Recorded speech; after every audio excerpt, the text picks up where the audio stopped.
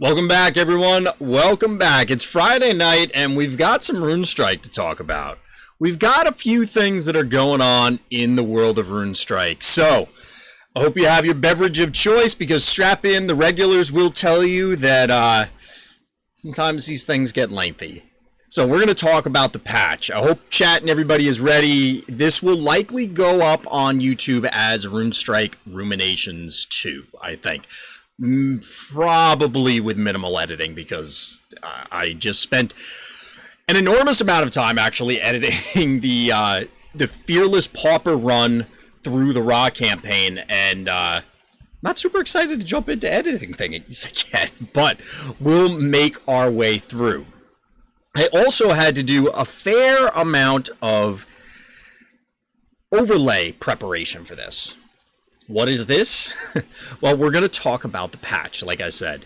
So, let's do this. I'm pulling stuff up off stream so that it's available. But, on stream, we're just going to read off the statement here, and I'm going to try and set up chat so that I can pop it out and have it side by side. Pop out. There we are. And there we go, I think. Hopefully this will work. I'm going to try and stay on topic as humanly possible through this. We'll see how that goes. I know chat's favorite thing is to try and get me to digress, or one of their favorite things to get me to digress, and I'm sure that will happen once again. But we do have a new patch in Runestrike, and this is the first one that I'm 99% sure, and the only reason I say that is just in the off chance that I'm forgetting something, but 99% sure this is the first content-related patch, first patch really at all, that I've experienced within my Runestrike life cycle at this point. So it's interesting to see how these things play out, both from a balancing perspective, how the team handles things, what they're going to do with new card releases, because I was honestly a little confused as to how cards are getting released, how they're coming out, and what are the opportunities to get things, how do they cycle into the card pool, when do balance patches typically come up, how does that work within the Runestrike ecosystem, and this is one of those clarifying steps. So, obviously we have a number of balance changes. They've also made improvements to solo bot matching. We've improved some Fearless campaign missions with poor win rates. Please see the full release notes to view the full list of changes. Now, to be honest, some of the card changes, just to get it out of the way, since, as I mentioned, I just recently put up the Fearless Pauper run that I completed through the Raw campaign. So if you want to check that out, you can check it out on YouTube. Some of the card changes will actually seemingly make a few different campaign missions more challenging, just because some of the cards got buffed, and they do feature relatively prominently within specific fights. Now, that being said, that doesn't mean that you still can't complete it. It's just going to make your life a little bit more difficult. One fight in particular may be significantly more difficult, or at least more difficult than the buffs for other fights, but we'll have to see how that goes. But we're going to pull this down, and we're going to jump into the changes. Now, the preface here, the preamble, not the rest of it wasn't, is just, I'm still new to Runestrike, although I've been playing card games for a very long time. Just turning the fan down a little bit. So, I mentioned on many occasions, for the stream is probably tired of hearing it, this is more for the benefit of people who may be checking this out on YouTube later on. I've been playing card games and competitive card games for a very long time. I have not been playing Runestrike for a very long time, so a lot of my comments are going to be focused on, obviously, with I'm a new player coming into things, it's going to be me assuming certain things and trying to figure out what I think is going to happen. As far as how a lot of these changes will shake out for the general meta, well, I have a few thoughts to preface that as well. One, obviously being kind of new to this, I may not necessarily be the authority you're looking for on that front. I'll comment on it where I can, but realistically, you have to accept that I'm going to be ignorant of a lot of things that are going on or how certain matchups play out, because Fact of the matter is I don't have as many games under my belt as a lot of other people. So take it all with a grain of salt. I think it'll be fun to look back at this maybe in a few months' time or as I gain more experience in general and say, oh, well, back when I thought I knew everything, you know, that sort of joke. Obviously, I know virtually nothing, and I'm just leaning on experience for a lot of this stuff. So I'll throw out a bunch of ideas. A lot of them will likely be wrong. A lot of them will probably be out there. I'm sure chat will correct me as we go through. Those are kind of the rules of the game as we go through. But the first one up that we're going to talk about is Bloodbane. You should be able to see that on screen now with the old version on the left and the new version on the right. So as you can see here, the main change is the reduced blood cost. So target friendly minion is destroyed, draw runes equal to its attack, also cost 2 blood, is now reduced to 1 blood. I have not up to this point seen this card see a lot of play, again, with the caveat that I haven't played all that many games entirely. Card draw is always very strong. Finding the ability to utilize this either in conjunction with resurrect effects or bury effects or a variety of other things in order to leverage the fact that, hey, you're getting double usage out of your minion, whatever that happens to be. I'm drawing cards, I'm triggering effects that I want. The blood cost getting reduced, I think, is relatively significant. There have been rumblings and across the board about things getting increased blood cost in different places. So having that flexibility, that I don't know if this is designed to future-proof that to some extent, just simply buff this or what.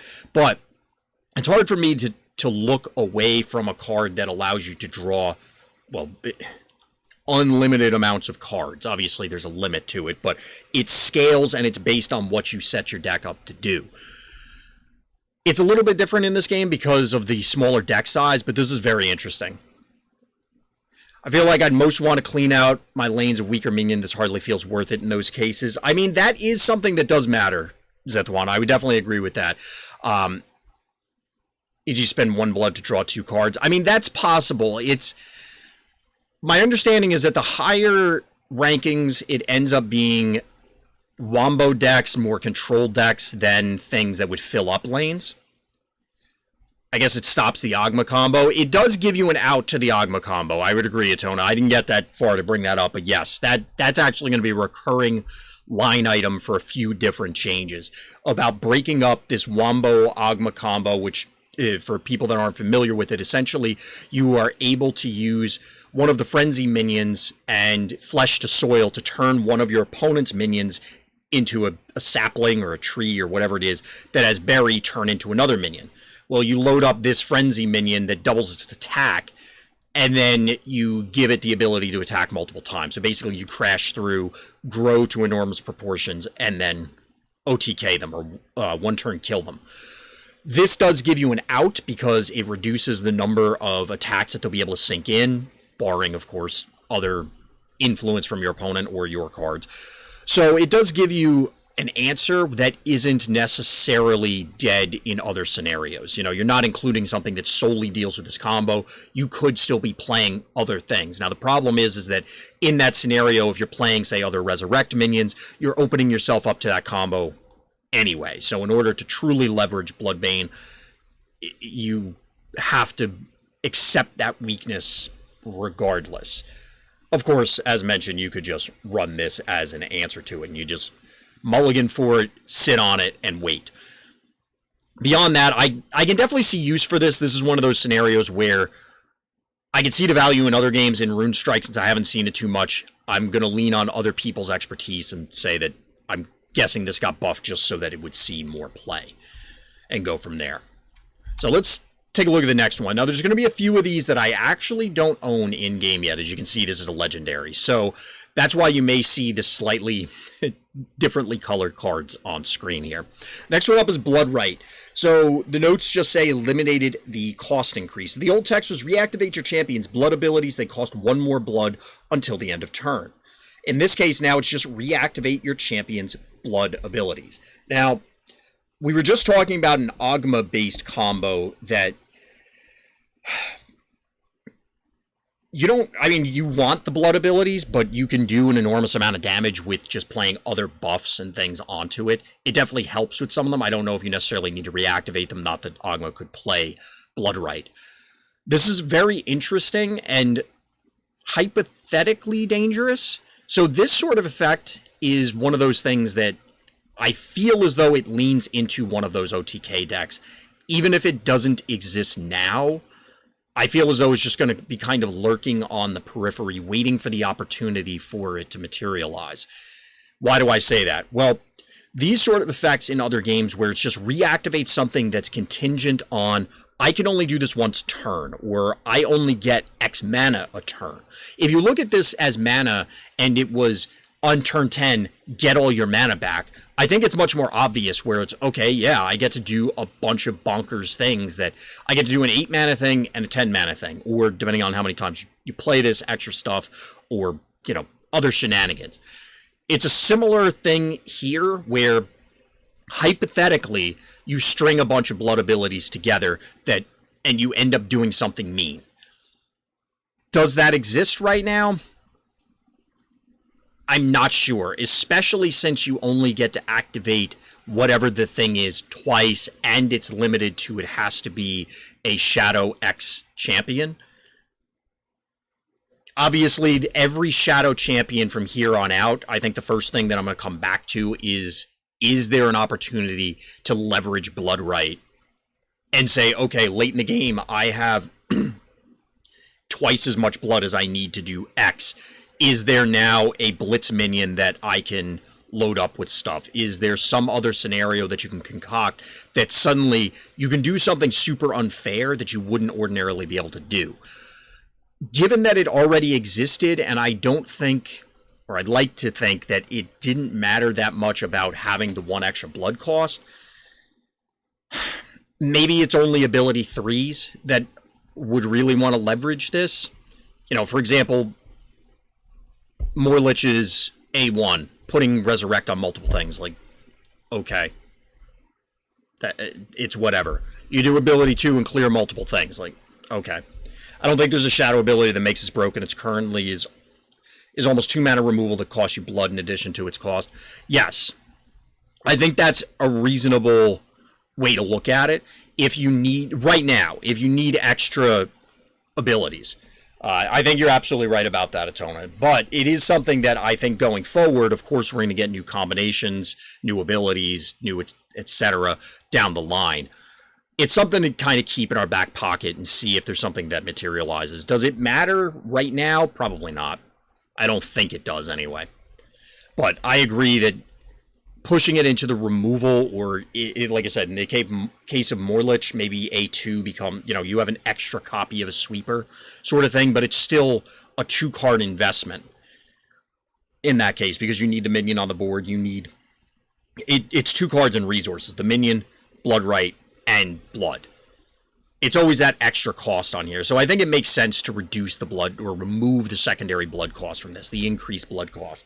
They can always add it back if it ends up being problematic, but I anticipate that they being the developers, are also going to keep this in mind. So we'll move on from Blood Rite. Next one up is Borrowed Divinity.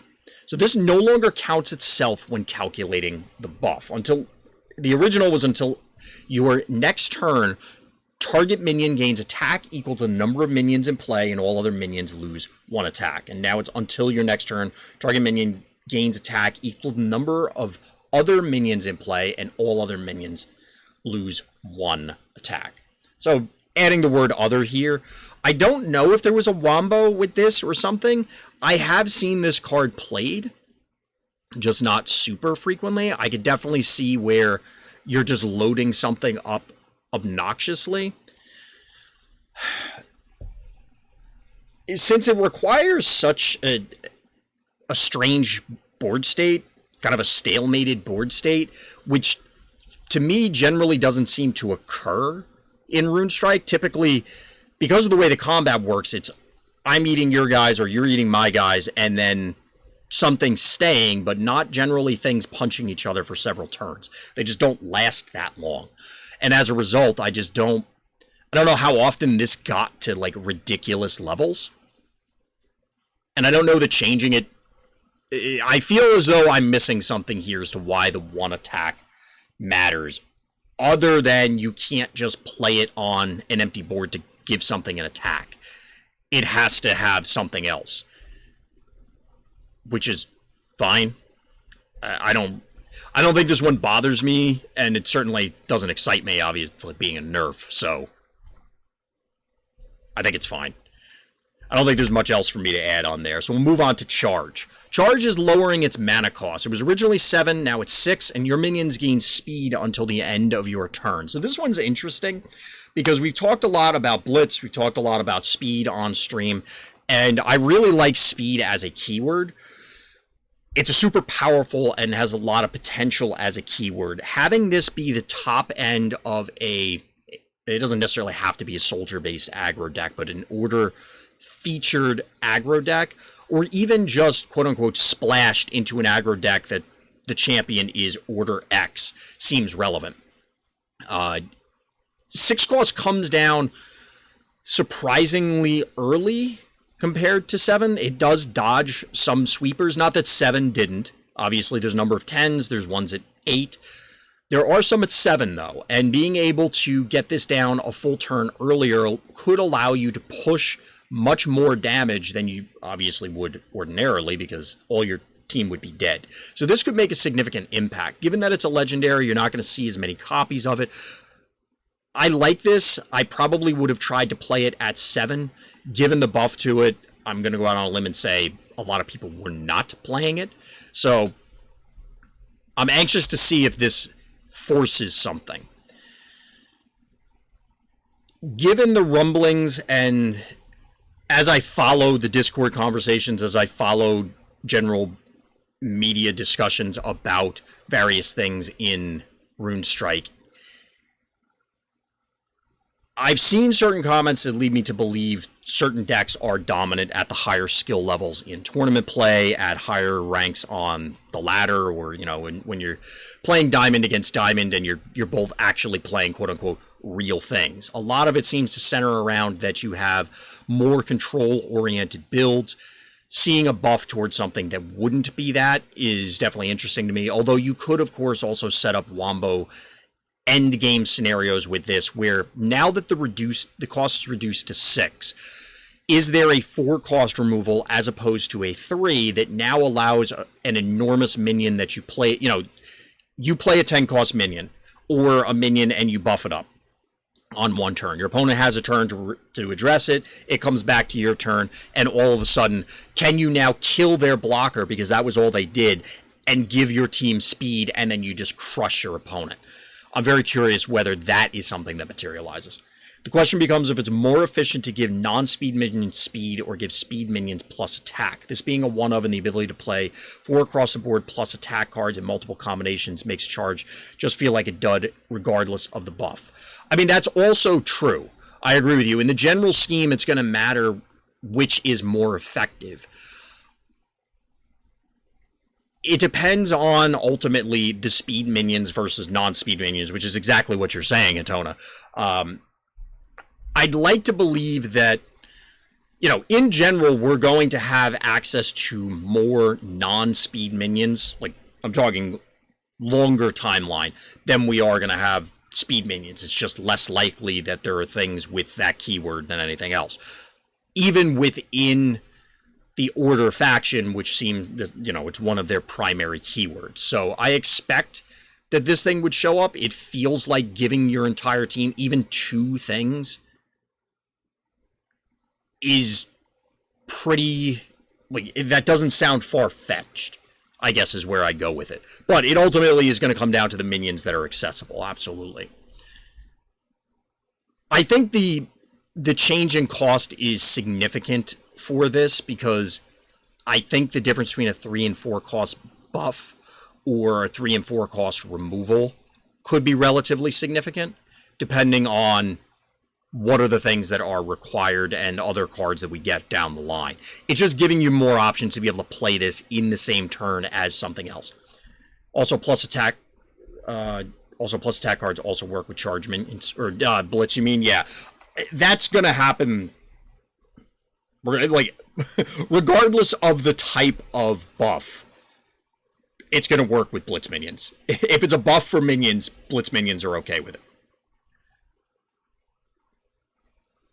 And I don't think it necessarily precludes running just, quote-unquote, just plus attack buffs or other buffs with these non-natively speed minions. Those are still valuable depending on what other advantages they have. Obviously, speed minions get extra advantages, but depending on the minion in question, it could have additional stats or other keywords that are relevant where, oh, by the way, now charge just happened. Like, I don't want to make this sound as though I'm suggesting, yeah, you're building the entire deck as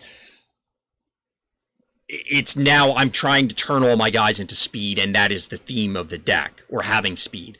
It's more, this is, to compare it to an old Magic card, this is the overrun of the deck, where it's, okay, this is how I close the game out. I happen to have a board, I have a window, I'm going to go for it, and this either literally ends the game or pushes enough damage to put the game away, essentially. You know, if they're at 40 and you do 30 damage, yes, you didn't kill them, but presumably your deck between Blitz minions and other things has enough reach, and then you can end the game. That sort of thing is what I'm saying.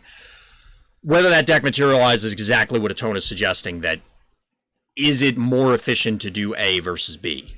Or is it possible to have both of those? I'm interested to see where this one ends up. So the next one up is Fool's Guard.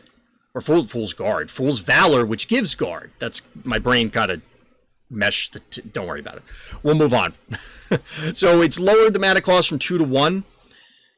It is target minions, so hilariously enough, that whole Ogma thing with Soul Slasher, I'm pretty sure it's Soul Slasher is the minion. I guess maybe if you could make it happen in order, it's there and available now. I mean, I wasn't really excited about this card before. This feels like a one-cost card. Fool's Guard, indeed, yep. This feels like a one-cost card. These give a minion basic keyword, whatever it happens to be, feel like one-cost cards across the board in just about any game. Because it amounts to, when you stat out the budget for the stats for a given minion or their keywords or whatever, it's often like the old formula for, say, Magic or the WoW TCG was the attack and the health added together, +1 for any positive effect, -1 for any negative effect, and then divide by 2. That was the rough rubric for how you statted things out. That's obviously changed over time because there have been new design rules and blah, blah, blah. This is going back, 1,000 years to ancient history. Even since then, a lot of games do fall into this pattern where it's, hey, these are the basic keywords of the game. They cost 1 because you're investing a card, which means that you could potentially get 2 for 1 by your opponent. It's often underwhelming to do these sort of things. It's very difficult to set up a blowout scenario with this sort of thing, so spending 2 mana just feels like, okay, I sunk a lot of effort into this comparatively. A card and 2 mana, big tempo loss for, okay, I shaved off 3 life points or saved 3 life points because now they're just killing my guy, whereas it might have survived combat otherwise. I don't know. It's those sort of things. So this goes in the pile for me that's just, okay, this seems fine, and we'll live with it. Other than some bizarre scenario like the aforementioned Ogma thing, if it happens, obviously Ogma's not using this, but if it happens outside of that faction combination where it's Chaos Nature and instead it's Order whatever, all right, you got one of those weird things where it's a quote-unquote useless card finds a home. That's often where some of these useless cards are so dangerous, but, you get the idea. So we'll move on from there. The next one up is Shield Bash. So Shield Bash also got a buff. And I just want to point out before we dive into this, I am actually pleasantly surprised. I don't know, surprise is not the right term, or the right word. Because as I started out with, this is the first Runestrike patch that I've been through, so I'm not really sure how it works. And maybe this is normal, maybe it's not, maybe it's an aberration, maybe it's not. But there are a lot of buffs in this patch, which is not something you commonly see in a lot of card games. Often, it's simply, you get your cards, and the only way they're going is down. Yes, don't get me wrong, historically there have been buffs in other games, but it's not in my opinion, the common scenario. It's often just they get tagged with nerfs because the design team is also human. Here, it's going the other way, which I think is very interesting, and I think it's very cool that things are getting shaken up in that fashion. Especially for things like Fool's Valor and stuff like that, where it's, okay, well, is this card going to make a difference? Probably not, but okay, buff it. We'll see if it works out. That sort of thing. So let's talk about Shield Bash. Shield Bash was a 4 cost, now it's a 3 cost. Target enemy minion takes damage equal to your shield. I actually kind of like this at 3. I think at 4 it was kind of costly. There are a number of different ways to incidentally get shield. It kind of is comparable to the charge setup. Obviously, charge doesn't directly correlate with this, but the point is that dropping it to 3 allows you to play some of the higher cost shield minions in the same turn, whereas at 4, there are 7 cost minions that generate shields or other effects that you just couldn't quite do it, and now this allows you to play into that theme so that you can actually leverage it more readily. Being a turn earlier also matters for dealing with certain aggressive cards, simply because, well, if you have to go shields up, you might actually be able to, again, do a shield card, say on 5 for 2, and then shield bash, just as a random example. It doesn't necessarily have to be turn 5. But also the simple fact that you could run the shields out there if you think you can get high enough on the shield count, and then shield bash the follow-up turn. I probably wouldn't recommend it because your opponent, if they're pushing enough damage, likely has a way to, push a little bit more to decrease the damage output from shield bash. But I like this sort of thing. This also feels like a 3 cost card. Similar to what I was saying about Fool's Valor, it feels as though 3 cost removal, 3 cost conditional removal, conditional on something that either requires extra cards or requires extra effects, and or your opponent can mess with because you have to set up ahead of time, feels like a 3 cost single target removal card. At 4, it was already encroaching on other factions' board sweeps, so that feels real weird. And at the 4 cost single target removal, because it requires 2 effects, the shield portion and then this, it just, I don't know, a lot of this is just circling or going in circles returning to the point that it just feels right at this cost. We'll have to play with it and see how it goes, but this seems appropriate. So after Shield Bash, we have Trial by Fire. So Trial by Fire is, they changed the numerical values to 4. So originally it was deal 5 damage to target friendly minion. If it survives, gain 5 attack. Now it's deal 4 to a friendly minion. If it survives, gain 4 attack. In general, I'm not a huge fan of these type of effects because they do play into the wombo-y cards where it's, oops, I killed you because I happen to have a blitz minion with a big butt. I do a bunch of things. I buff its attack by doing this sort of stuff, or set up some other convoluted scenario where these sort of things happen. If this was more flexible in general, where it could deal X damage to, whether it was 4 or it was 5, it's some other number, to any minion, and then gain that much attack, I think it would have to have increased cost. I'm not too excited to play with this, but I could certainly see where the value is on paper anyway. Does it have a home at the moment? I'm not certain whether it exists pre-change or post-change, but I anticipate this will end up finding homes in those wombo bills in some capacity, leveraging the self-damage on multiple fronts, not just simply the plus attack. That's not enough, in my opinion, to justify the card, since obviously there are limited scenarios where you're going to play this on something and it's not going to die to a blitz minion or just about any removal after doing it. Whether it's 4 or 5, that's a lot of self-inflicted harm. On top of the fact that it is pretty much limited to blitz minions or something that sat out there for a turn, which it's entirely possible you may not get the opportunity to. Hence why I was saying that this kind of lends itself towards wombo-based builds, or OTK-based builds, however you want to phrase it, combo builds, that You just don't give your opponent the opportunity to mess with things. In this scenario, we'll see how it manifests, but I guess this is fine. The changing of the numbers here, I don't know if it hits a breakpoint that I'm unaware of. You know, if there was a 5-cost minion, or excuse me, a 5 health minion that was unable to use this before, but now can effectively, or was hitting +5 damage, made a minion that this could have been used on, now hit a breakpoint that suddenly it's problematic. I'm not sure. Again, this could be one of those future-proofing things where we can't always see what's happening in the now. It's just a matter of the devs have clearly way more knowledge, as, you know, it's their game and they're trying to see what's, they're future-proofing things.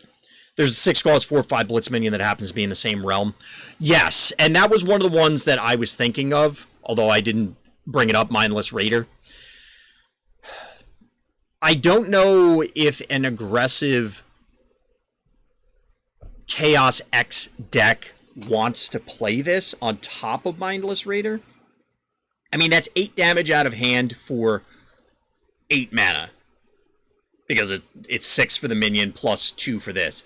If there's another way to leverage Trial by Fire within that same hypothetical build, I could be on board with it. But as solely a buff for Mindless Raider, obviously I think it's going to fall flat there. But I do think that's a good point, Atona. And I should have brought that up sooner. But yeah, I'd have to see, again, you could, if there are berry effects or something like that, so that you could have the Mindless Raiders that will live, or, oh, I need a way to off my own minion to do that. Well, with Horus, it's better to do 5. Yes, and I don't know if that's a thing that happens now with Horus. You know, I guess it would be out of Ramses. Ramses is Order Chaos, I think. Whatever champion matches the realms there. You'd be better off with the old version. I don't know if this, again, is... And I'd be curious if there's information out there or if the devs would be willing to share. Say it was because of the Horus interaction. I don't know if it is, but let's assume that it is just for the sake of argument. Is there a breakpoint in their mind where at 10 mana, this is a reasonable amount of damage to do? You could use Ra, the card Ra, as a jumping off point, because it's a single card, it costs 10, it deals 10. Is this a thing that you want to do? And then have Horus, like before, would have done 18. Now it's doing 16. I don't know if that is a significant difference. It obviously matters, but... Although going to 4 with Ramses, the Zephyr Knight survives on 4 also. Also true. So it does give you, like I said before, there are more options.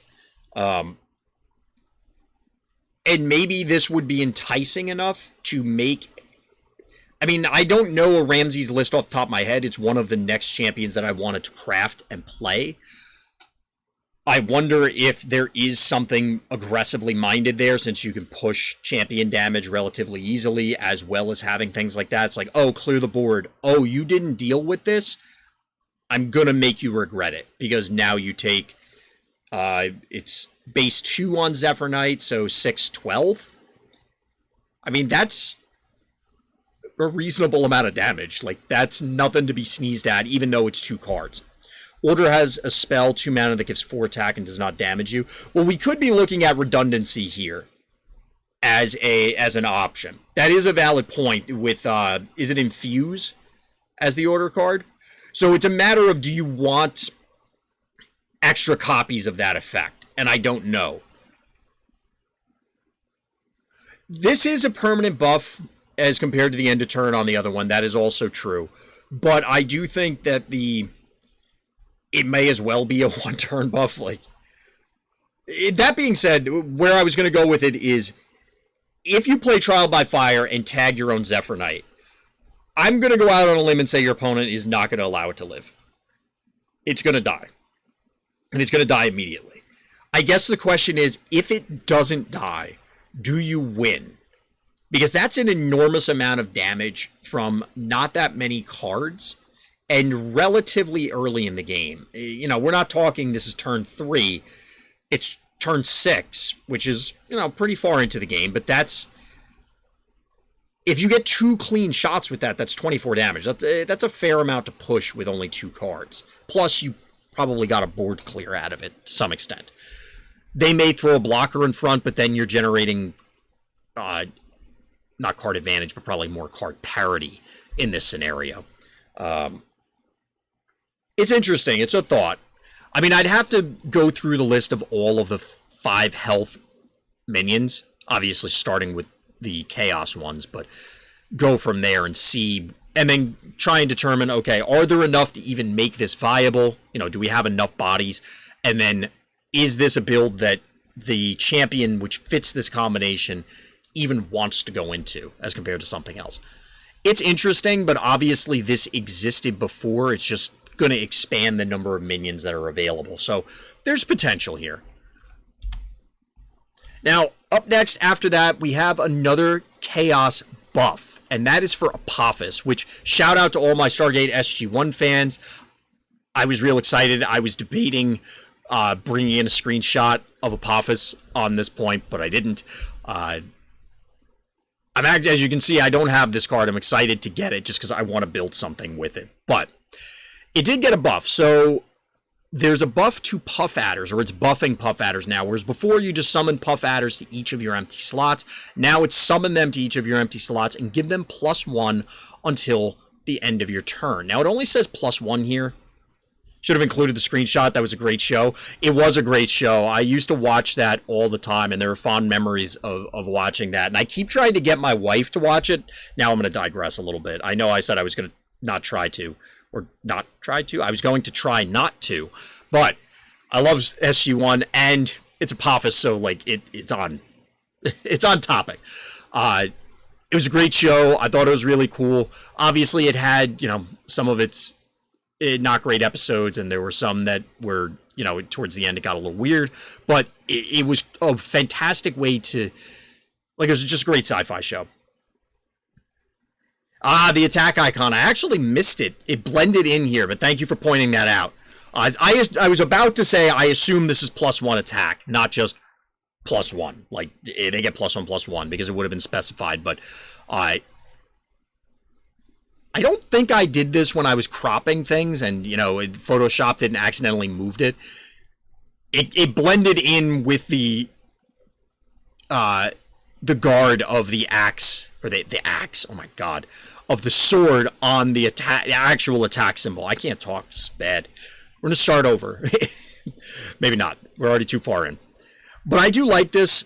The Puff Adders are only +1, but they do get a buff that we're going to talk about later. It doesn't actually change their functionality. Spoiler alert, it changes their rarity, which is actually also cool, and we'll talk about that when we get to it.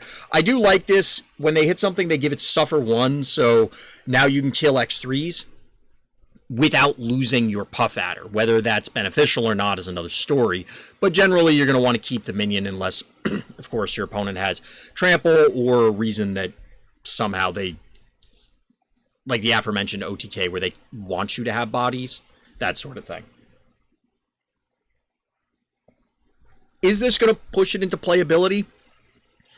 Because I haven't seen Apophis, and I'm sure chat can correct me if this is, you know, a sleeper or I am sleeping on this. I feel like this doesn't do enough for an 8-drop. It's not necessarily going to clear the board. It's filling the board with relatively meaningless minions. Since it only gets a +1 attack until end of turn, it's not even necessarily, like, say your board is empty, you play a 7/5, sweet, and then you go, okay, I get 4 2/1s. Okay, not thrilling. Oh, now they're back to 1/1s. It's like, okay, I'm not that excited. So obviously, if you have ways to leverage having a full board, you know, either an effect that, such as charge, which, I mean, then you need a buff and the charge, which, thanks to the lowered mana cost, like we said, could happen, but now you're talking, okay, do I need to play Desperate Charge and charge in the same turn to make something happen, that sort of stuff, or do you have some sack outlet that allows you to pop the additional puff adders into something. Combo with burn, as in to remove stuff, you're saying? Or just as pressuring? As in you have bodies and you're pressuring? Which did you mean? I think the issue with Apophis and Chaos, you have Meteor Storm and Tartarus as well. Also true, Beard. I think you're absolutely right. Especially with... So Meteor Storm... Like, you could make the argument that, oh, well, Meteor Storm doesn't give you a board. It only clears their board. But Tartarus gives you a board. And yes, you could say, oh, well, this doesn't damage you. But Tartarus is a clock. Yes, it shortens the game for both players, but you're prepared for Tartarus. Like, you knew going in. To destroy the enemy void? I'm not sure I follow you there with this. I apologize. Oh, the card burn. The card burn. I gotcha. I thought she burned... Okay, I follow you now. When you said burn in my head, I'm thinking direct damage. And I'm like, I don't get how that interacts with the void. That makes no sense, but I understand. Yeah, the card burn. That makes a lot more sense. Gotcha. It's both me being new to Runestrike. I mean, that card's relatively new, but I mean, it's new to everybody, but I guess more new to me. I don't know. But it also overlapping with a common just card game terminology. My brain is first going to go to the card game term just from years of reinforcement as compared to the literal card in the game. But that makes more sense. But back to Apophis, I'm going to say that I don't expect this to see much more play. I think that I love cards that summon, conjure, or, you know, do whatever with other cards, especially ones that ordinarily might not get played. So as compared to, say, Trample Herd, that, look, Mastodon gets played. But then Trample Herd is cool because it's you just spam a bunch of Mastodons. The difference here is that Puff Adder, as far as I know, is not hugely popular.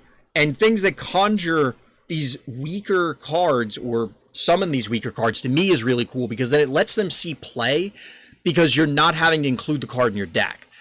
The problem here is that I just don't think the buff is enough. I think if it gave them permanently +1 attack, it still might not be enough. But maybe. I don't know. I'm hoping Apophis sees play for all the Stargate SG-1 related arguments. I'm not real confident that it's going to, unless chat can correct me. But we'll move on from there. Next one up is Crazed Alchemist, another Chaos card. So this is a redesign here. This is noted as a redesign. It's still got the same stat block. It's just fighting in that 8-drop spot, which is hurting for it. Absolutely, I'd agree that it's... If there was nothing else, yes. But it's a weird thing to hypothesize. I know we're going to get to Crazed Alchemist. This is more on Apophis for anybody confused. And for when I make the timestamps and everybody wonders, what am I talking about, an 8-drop? This is a 2-drop. I agree that it has too much competition. Even in a world without that competition, I think it's just a very different world. And it's hard to see what it's doing. I mean, if it's the best 8-drop, then yeah, okay. If you're looking for an 8-drop, it becomes if it is the best 8-drop, it's by default then the best 8-drop. But I'm not sure exactly where it wants to be. It feels like it's a little too late to be dealing 3 to something, even against more aggressive opponents that may still preserve their attacker for 1 turn. And, you know, say it's a Blade Dancer, say it's a Spirit Falcon or whatever. Against larger minions, the Suffer 1 and the damage probably don't matter. You know, you need to play other things, so it's not an overwhelming board position that you're putting yourself in. But we'll put Apophis aside for a moment. I'm sure we'll come back to a lot of these. But for Crazed Alchemist, it previously was a 2-drop 3/2 with Warcry, reduce your blood to 0. Draw 1 rune for each blood lost. Now, it's Warcry, your champion takes damage equal to your blood, and draw runes equal to your blood. Similar to an earlier card, Bloodbane, anytime I can see draw extra cards, I immediately sit up and it has my attention. now that it no longer costs blood and it's less resource intensive, because let's face it, your life is another resource, but it is, to me, not as anywhere near as valuable of a resource. This seems like an enormous buff on its surface. Now, again, full disclosure, I probably don't know what the hell I'm talking about. Chat's saying I like this change. I agree with you, Beard. I like this a lot. I saw this played before the change. I would imagine this is going to get played a lot more. This card went from being pretty bad to being pretty good. Yeah, I mean, before it's... The blood abilities are so important that... And that's why I wanted to call out that I did see it played, that despite the fact that it was such an enormous cost to basically give up 2 to 3 cards in your hand for playing it, because realistically you want to get at least 2 cards off of this, which negates a champion activation. If it's 3 or more, then obviously you're looking at, okay, is it your A2? Is it your A3? Is it multiple A1s, etc.? You could end up taking a bunch of damage from this, but if there was a card that cost 2 and said take 5 damage, draw 5 cards, I'm pretty sure I'd play it. Yes, of course, there are scenarios where that's going to be bad. But this is giving you a body, and it's drawing you a bunch of cards. The tension here for me is, can, say, Ogma play this as an aggressive 2-drop? Because I've mentioned before, and I think a bunch of other people have said the same, that the 1 and 2-drop slots in Runestrike are kind of light on the aggressive end. There are definitely more and better 2-drops than 1-drops, for sure. Maybe this gluts it. I'm not sure that's true. I'm curious to see whether this lands more often in aggro decks, more often in mid-range decks, more often in control decks, because I could see any of these leveraging it. It's just a matter of, can you survive without one of your blood abilities, and how much? Because even in an aggro deck that, okay, I don't need to buff early in the game due to the way the meta plays out, so I'll play this on turn 3 or 4 and draw 3 cards so that I continue to have gas. Because you may expend maybe not an enormous portion, but you could play 2 to 3 cards by that turn, depending on, how you build your deck. And then this just basically refills. Or are you playing in more mid-range and control things and like, all right, I'm straight up going to draw 7 cards because I've stabilized, and it doesn't matter, you're never good. Like, I need to find a way to end the game before you're able to do anything to try and close the game out. This will be great for aggro decks because they tend to run out of cards, I think. I agree on that front. I just think it could be leveraged in both. Like, I see a lot of potential in Crazed Alchemist. And again, this is just coming from other games where, again, your life total, as much there as in Runestrike, is a resource.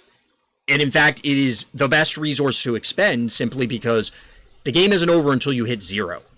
Or, I guess if there was a I win the game card or something like that. Oh yeah, for sure, if it's all but aggro will love it the most. Yeah, I think it's just going to be a matter of, and the first thing when I hear aggro or think aggro in Runestrike is Ogma. I got to see what other Chaos X aggro decks are viable. Hey, Chiller. What other Chaos X aggro decks are viable, because obviously anything aggressive could love this. I'm very excited about this change, and I agree with Atona that this went from bad to mediocre, somewhere in that range. I haven't played it enough to really comment on it that much to, like, yeah, I'm probably going to start with a full set of these in every Chaos deck, and then take them out based on room, testing, etc., because I feel as though there's always going to be a point in the game where this would be relatively reasonable, even if it's simply pay 2, get a body, draw 2. I think that's pretty acceptable. With the caveat, and this was brought up with respect to one of the other changes, and does come up periodically both in Discord and elsewhere, that you do have to be mindful of your lanes. So sometimes creating a random body such as this could be a drawback. You could end up hosing yourself because you just can't get rid of it, or it penalizes you for it. Now, that being said, play Chaos Shadow, and okay, well, you draw some cards, you draw into Bloodbane or other effects, and you just eat it and keep moving. You move on with your life. I don't know. There's a lot of things. I know I'm rambling at this stage and probably going in circles, but I like Crazed Alchemist. I like this change. I want to keep an eye on it because this is one of those things that, since it essentially, and I don't know that blood and mana you can truly one-to-one them. I haven't quite worked out exactly how much mana is worth a blood versus how many cards and the relationship between all of those. But going down to a 0 blood cost now as compared to the variable 1, just imagine if any other card got 2 mana shaved off of it. And it was, even if it was a mediocre or bad card, if it lost 2 mana off its mana cost, does that suddenly make it solid or really good or broken? That's kind of what we're looking at, because I could definitely see this being a 2 to 3 draw each time, with the larger or smaller being, the abnormal scenarios. But anyway, I think that's enough words about Crazed Alchemist. So let's talk about Deranged Savant. Hey, Tortoise, what's good? So Deranged Savant got a stat change. It went from a 4/4 to a 3/5. It still has the same text. Each time a spell is cast, deal 1 damage to all minions, which includes itself. So obviously the extra activation is relevant. My understanding is that this didn't see a whole lot of play. Now, I like these kind of cards where it is symmetrical, because the symmetry is the fun part of trying to break things. In the break the symmetry of it, not the break, now this card is, oh my god, we're ruining the game sense. So just to clarify, because, card game terminology like we were talking about earlier. It's fun to try and break the symmetry and build your deck, because clearly you're prepared for it and your opponent is not as prepared for it. They may know that I see this champion, I know the realm combination, this sort of effect is coming out, or this is the popular thing. But that doesn't necessarily mean that they can actually build, they can only play around it to some extent. The only time that I've really seen this effect be successful in other games is when it either dealt damage to all other, or it was on a non-minion creature, ally, whatever their onboard dude card type is, effect. So instead of a minion, it would be a spell that hangs around or enchants a lane or something like that. Still not sure Savant will ever be good. If this thing said that it did it to all others, I think you'd be it would immediately be playable. How playable, I don't know, but I think the fact that now it has a 5 on the back end is important to survive Sickle Stalker. Obviously, since it's damaging itself, it's not going to. But if this said other, great, we're all on board. As it is right now, I'm not super enthusiastic about playing this thing. I'm just not. It needs to be usable across multiple turns for me to really get behind it. Like, Blitz or out-of-hand removal has to be the quote-unquote only answer to this card. Obviously, you can play something big, damage prevention, whatever, before it will become reasonable, I think. Yeah, taking damage as it makes it kind of rough play, it's still, if you attempt it. I agree, Beard. I agree. It's just, as it is right now, does it help? Yes. I think this is a change that is beneficial to it. In fact, I think you could make it like a 1-8? And that would be even better, because then you could just, hypothetically do a bunch of things. But I think that the devs are being cautious about having this repeated effect, because it could potentially be a very NPE or negative play experience. Because your opponent plays this, you can't, for whatever reason, you just can't find your removal, you can't find your blitz, and it's just like, okay, now you're locked out of the game. I'm okay with it being weak. Seems like a card that wouldn't be fun if it were strong. It's also damaging itself for thematic reasons. Yes, exactly, Tortoise. That's where I was going with what I was just saying. You may have said that prior to me bringing it up. But yeah, it's one of those cards that I played other games where this sort of effect is viable and playable, and in some cases, it's fine. People are still, you know, you lose to anything, you get frustrated by it, right? Like, that's a thing that happens. But it's not the end of the world. And then I played other games where I love playing it, but I can tell you right now, it was oppressive, and other people gave up the game as a result because the play pattern that was introduced, and you'll hear me especially repeat the phrase play pattern. Something can be, and this is a slight digression, something can be too good, too weak, or just too fun or too unfun. Too fun, I guess, isn't really a negative, but the problem is something can be unfun, and that's a very nebulous thing. We've gone into many digressions about this in the past. I'm just kind of giving the high overview of it. And the play pattern could be completely reasonable. Like, look, there are counters in the meta. You can even counter it with any deck, and you could play out of it, but it could be such a miserable play experience that nobody wants to be involved. And I could imagine a world where if this card was good, that is the case. I'm not saying that it would be, but I could see it happening. The thematic part, I'm willing to kind of... I prefer when the cards are thematic. I do. However, I'm not opposed to just rewording it. And you could make an argument that it being a Deranged Savant, despite the artwork where clearly the character, the minion, is taking damage from their own stuff. You can see on the fingertips and the wrists with everything, you know, incinerating, turning to molten whatever. You can make the argument that just self-damaging your other team mages qualifies as deranged. I think you can explain a lot of thematic stuff away if you're creative enough about it. Not saying that that's not what you're... I don't want to put words in your mouth, Tortoise, so don't get me wrong. But I think there's room to play with this if they wanted to go that route. This is too fun, I can't handle it, I quit. It's just fun overload. It's fun overload, and then you just can't.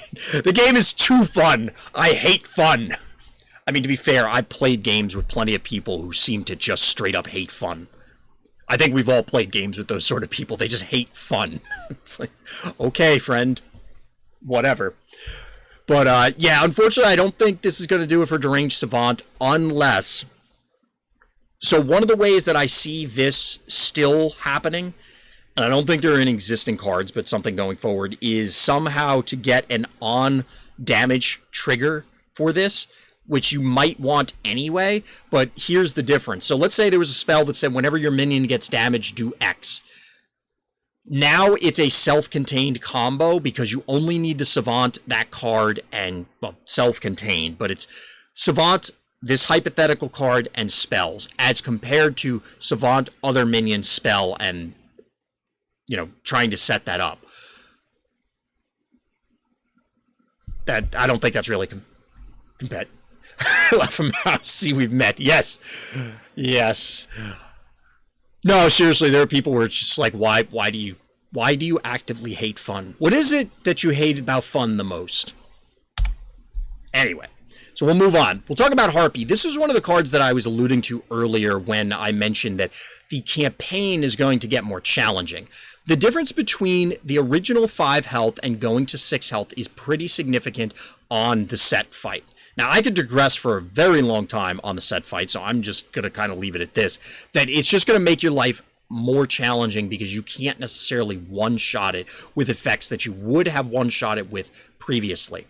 Now, that's obviously the intent. Maybe not being fun is fun for them. Maybe. That's kind of paradoxical, was G, but I get where you're going with it. Things I hate about fun the most, one, other people having more fun than I do. Fair. That's why you always play Fun Police, Doc. People often talk about how egregious... I think Harpy is some of the... I mean, it's a Harpy. It's a Harpy. That's fair.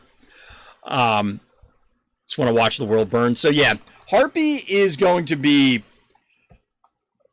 a problem campaign-wise. Is this going to push it to playability in competitive? I don't know. I don't think so. I feel as though on 5, there are significantly better things that you can invest your time and cards and effort in than making an evasive 6/6. Harpy's pointing towards mid-range Shadow. I agree that's where it would find a home. But even then, I don't know, this just doesn't feel like it's enough. Now, that being said, it dodges, well, I mean, it dodged Pillar of Flame before this, but it dodges Feast or Famine. It still dodges Sickle Stalker. It dodges a number of damage-based removal cards. That deck doesn't exist, though. I just use it with the Keeper A3. That's interesting. I mean, maybe this will find a home. It just doesn't feel as though it's worth it to me. Because it doesn't... In aggressive decks, I could see something with speed or whatever getting played and then just waiting a turn. It's like, all right, you didn't deal with it. I'm going to load this sucker up and I'm getting there. But if you're playing something more mid-rangey to control, and I don't think an aggro shadow deck is necessarily going to want this, it just doesn't seem like it's board impactful enough. I'm just playing a dude that punches good. This might be playable in 3 patches or so. I honestly feel if it takes that long... So this is a general card game thing. And maybe Runestrike is not going to play it out this way. As weird as it's going to sound, I would prefer that the early sets get power creeped out. I mean, ideally, you keep everything just adding interesting cards. And the way that Runestrike introduces new cards as opposed to these big upheavals by introducing a ton of new cards, they're only introducing like 10 or 12, 15 cards per each of the seasons that they do so.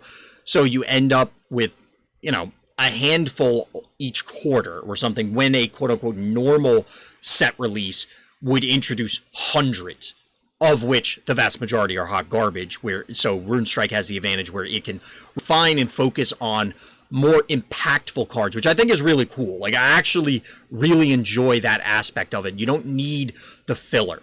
It just feels silly. Now, that being said, if early release cards get power creeped out, that's okay to me. If the scenario is this, that they were just low power level and boring to start, putting in Harpy as, hey, this is the baseline for what a 5-cost flying minion should be, or just a 5-cost shadow minion should be, or a 3/5 for 5 gets 2 keywords, setting all of these watermarks for what the game expects things to be.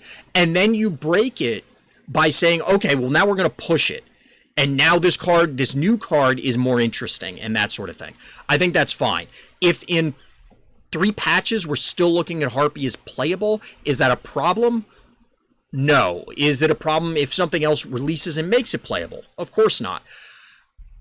I just think it would be a little weird, but I'm not sure that I like Flight and Runestrike. My opponent tends to drop a dude I really want dead across from them and makes it for a really bad day because I can't kill it. Flight is definitely interesting in this game, and I kind of lean towards what you're saying, Doc.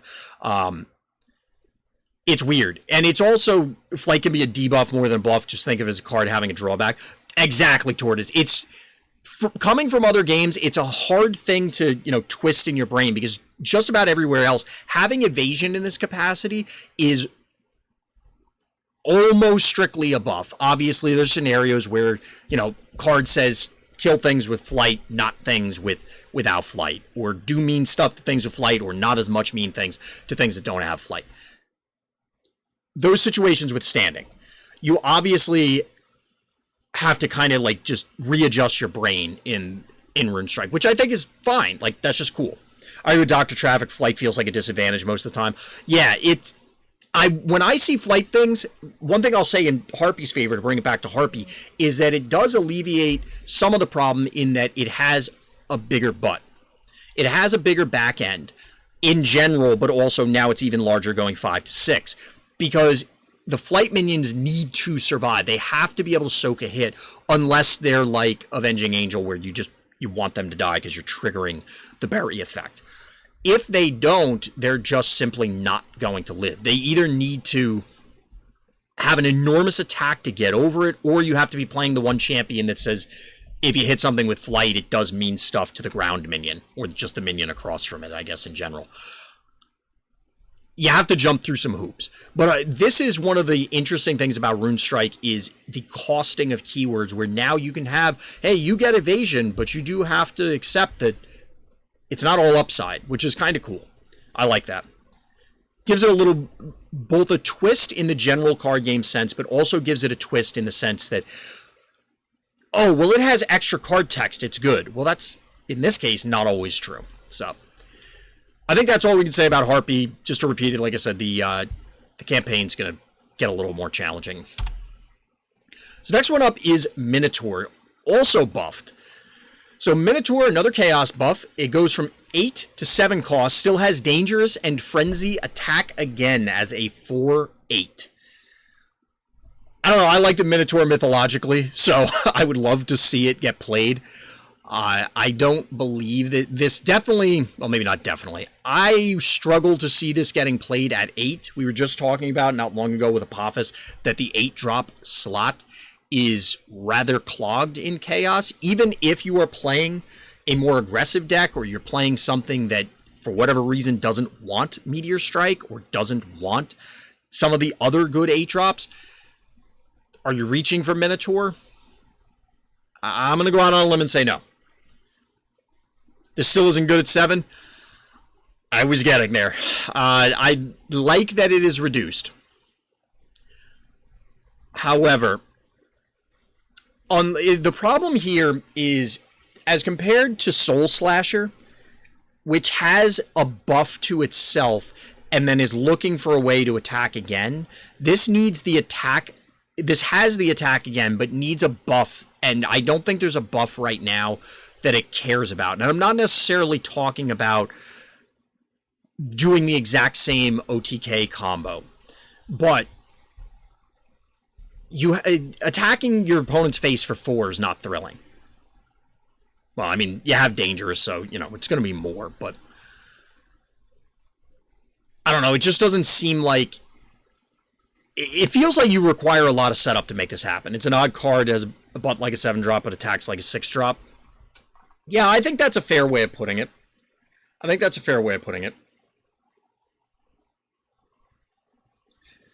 mean, it obviously is dangerous, not trying to make a joke about the keyword, but it is dangerous to give this much more. It does nothing when you play it in a meta full of instant removal. I think that's the most succinct way to put it, Tortoise. I was kind of dancing around that, but that's a very clean way to put it. If you can clear this thing immediately, like, I don't know. You need to give it Blitz. You need to buff it. It costs 7. You're asking a lot of this, and it's not necessarily going to be able to do it. Now you lose 7 mana instead of 8. True. Like I said, I hope that this card becomes good, because I think the artwork's cool. I like the stories of the Minotaur. I'm not super... Maybe there will be a monster deck. Like, there will be a champion that comes out that says your monsters cost X less, or give your monsters some sort of buff as a blood ability. And then that would let this shine. So, as an aside, I do prefer that, and I don't know if this is the way that Runestrike does things. This is a general Runestrike thing. I don't know if this is how Runestrike does stuff, intends to do stuff, anything like that. But I prefer when there are cards like Minotaur. It's like, okay, this card is bad outside, which you could say about anything when you get to the competitive level. This card is bad outside of this deck. Okay, yes. However, I like when there are things like Minotaur where you look at it and, yeah, there's no real way to make that work except in this particular champion deck. It allows these quote-unquote bad cards to shine and gives them a home. I would like to see that, whether there's a monster build or something else that specifically references this in a unique way that makes Minotaur a viable card.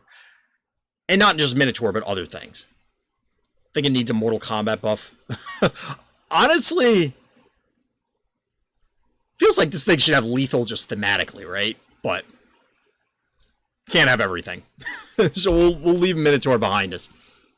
Let's talk about Pixie Queen. So Pixie Queen also got a buff. Pixie Queen got changed from a 3/4 to a 3/5. Now, the 4 is significant for, well, let's state the obvious, Sickle Stalker. It's not just going to get one shot by it, which, you know, that's notable, if nothing else. You maintain a body. Now, it's still going to have flight, and as we discussed before, the Sickle Stalker will just punch it again, and it'll die, but at least you get something out of it. There's other removal that it can dodge, although, I mean, with Veil, it was going to be dodging the vast majority of it anyway, so it's really removal in the case of Blitz, that sort of thing. I guess a low Arcane Overload, that sort of thing.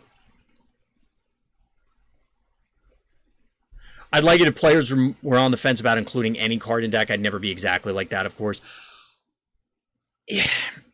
The scenario that I was describing doesn't necessarily mean that people are on the fence about including it. And I know we're trying to avoid digression, but we'll come back to Pixie Queen.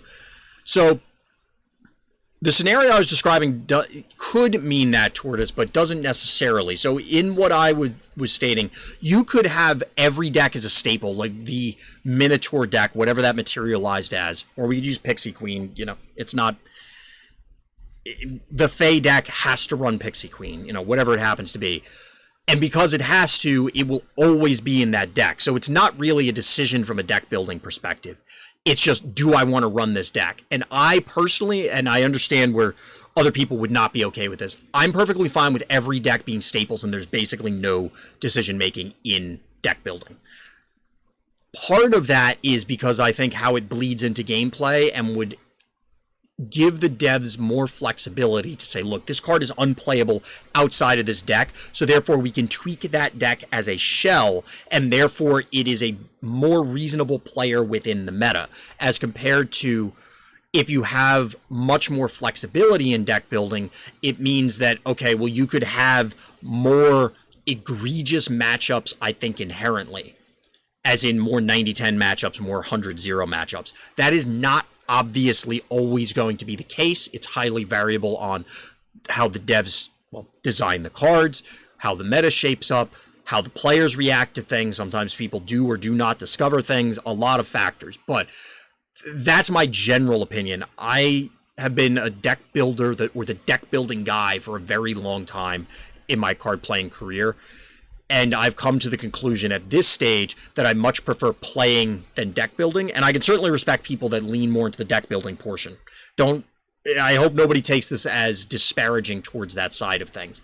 But I'm just not I'd rather make it easier for me. It's more fun for me on the other end. So back to Pixie Queen. I like the buff. Again, I just like having the buffs in general. I think we might be saying different things. I tend to dislike auto-includes even with a specific deck archetype. Yes, I understood what you're saying, Tortoise. We are saying different things in those scenarios, or at least mine, hypothetically, it could be different. It might align with what you're saying. It might not. It all depends. Like I was explaining, for me personally, I don't mind that if there are auto-includes. Like, it just doesn't bother me. It never really has. So, like I said, I don't begrudge anybody who feels differently, because that's, of course, going to be whatever you prefer for gaming. So, but anyway, Pixie Queen, I don't know if I have a whole lot more other than it dodges Sickle Stalker. The Fairy deck, the Fae deck, to my knowledge, doesn't exist. Given that it conjures a random Fae, it clearly doesn't necessarily need to be in that deck. I kind of like this card anyway, just because it's work I draw a card, and that card could be relatively useful, especially given the buff, the +2/+2. So there's a lot of things here. A lot of different positive things here, but I like that it's getting bigger. So let's take a look at the next one. Tomb Guardian, another card that's going to make more of the campaign, the raw campaign, more challenging. Need more Fae to make some Fae decks, I think. I agree, Beard. I think the quantity is just not there, which we'll get there with a lot of these tribes. We'll get there over time. So, Tomb Guardian, lowered cost from 8 to 7. I was very excited to play this card in the original form, long before there was any chance of the, like the buff was not a twinkle in any of the players' eyes. We'll put it that way. Maybe for the devs, maybe it was there. But am I going to want to play it at 7? I don't know. Based on my experience, obviously the buff is a buff, but it didn't seem to matter enough Uh, it feels weird to say that because against aggressive decks, this could just lock down the board for a turn. Against control decks, it doesn't seem like it's going to make any significant difference. Yes, it still locks down the board for a turn, but it doesn't matter. Their guy's probably just going to crush the Tomb Guardian anyway, so who cares? I don't know. It doesn't feel, after playing with it a little bit, that it was board impactful enough to truly make enough of a difference. Maybe it will be. I kind of hope it is, because I think the artwork's sweet. Like, I think it's just really cool. But it didn't seem to really make all that significant of a difference before. The cost reduction, I don't think, is going to change that. I don't know how many more buffs it could get before it becomes problematic. I don't know. So we'll take a look at Puff Adder. This was the change that I alluded to earlier. It went from an epic to a rare, which is pretty cool. I believe the artwork always makes me think of Iron Maiden. It is a very Iron Maiden sort of artwork. I definitely agree with you there, Atona. I believe that people are getting Dust or Essence back for this. I'm not sure. I think chat can probably confirm for me. I didn't take note of my Dust count before I logged in, so I'm not entirely sure.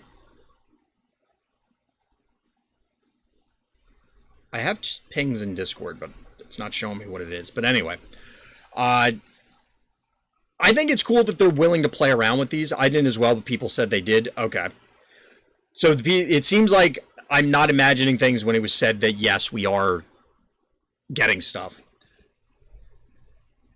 It looks like I also need to update the bot and change the patch notes. But I think it's cool that the devs are willing to play around with this sort of thing and change the rarity.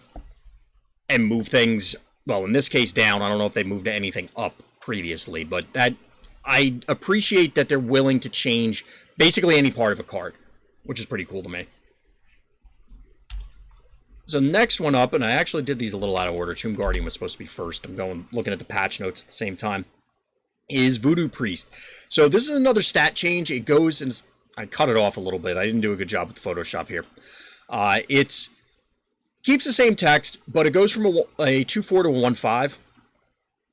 A fair number of things have moved from epic to legendary and vice versa, mostly for copy limit reasons. That's what I'd expect toward us, or at least that's the reasoning behind it. And I think that's cool. I think that's positive, that they're willing to go to those lengths. Now, for Voodoo Priest, I don't think I've ever seen this card played. I do like the idea of disrupting blood-focused decks. So, for example, are anti-blood cards a viable answer to these OTK decks or future OTK decks or other decks that heavily rely on your opponent's blood count, their blood abilities? Given the current state of a lot of them, I don't know that, unless they're at 0 for an extended period of time, I don't think it matters, because many of the problematic or potentially problematic blood abilities are 2. So, okay, I drained you down to 1. All right, well, now I can activate it again. It's disruptive, but it's not hugely disruptive. Now,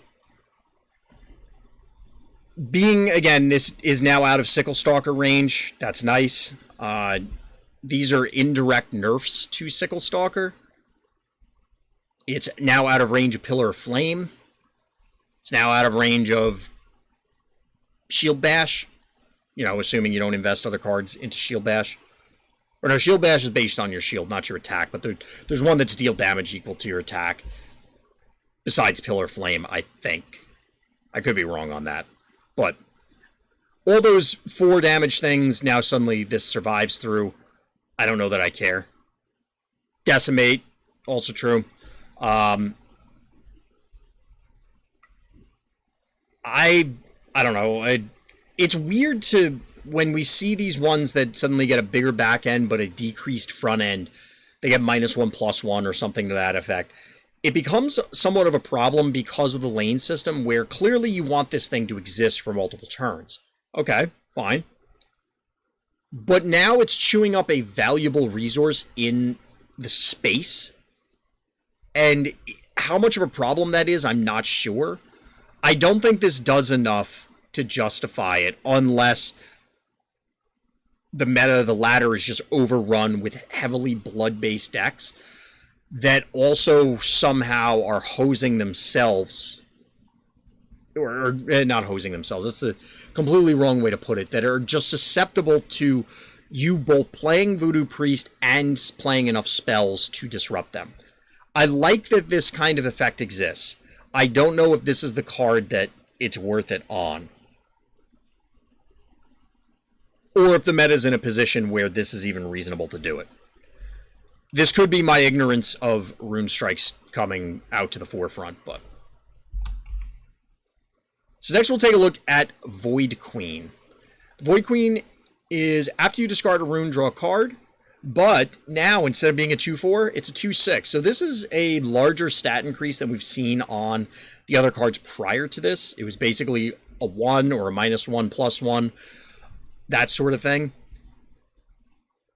I like the idea of this card in general by creating this, this engine that feels more reasonable to me in a card game sense.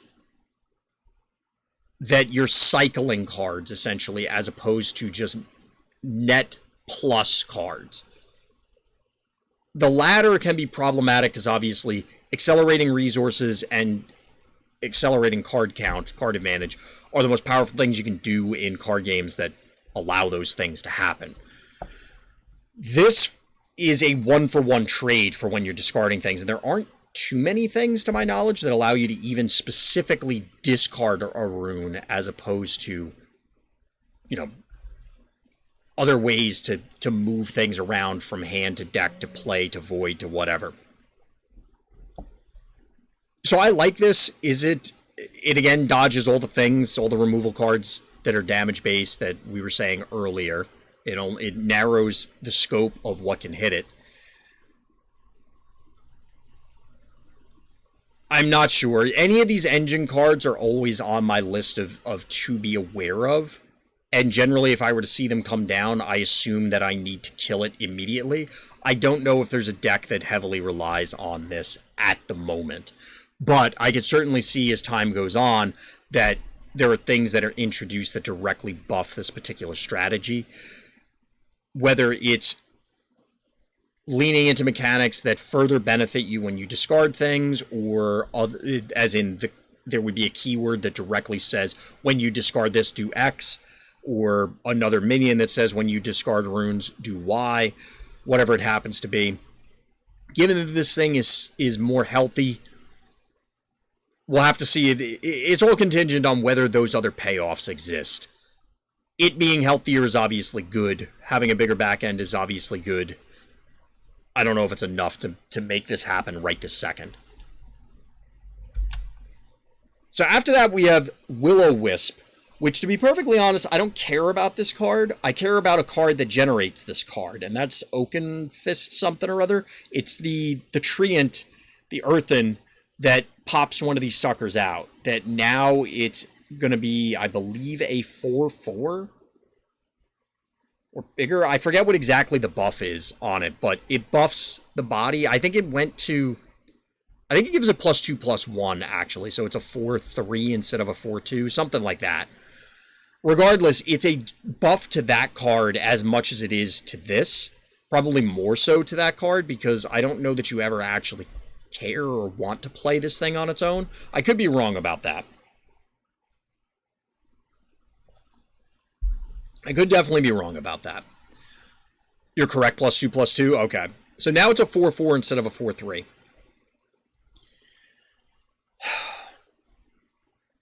Even if 4 dies to most removal, which is good.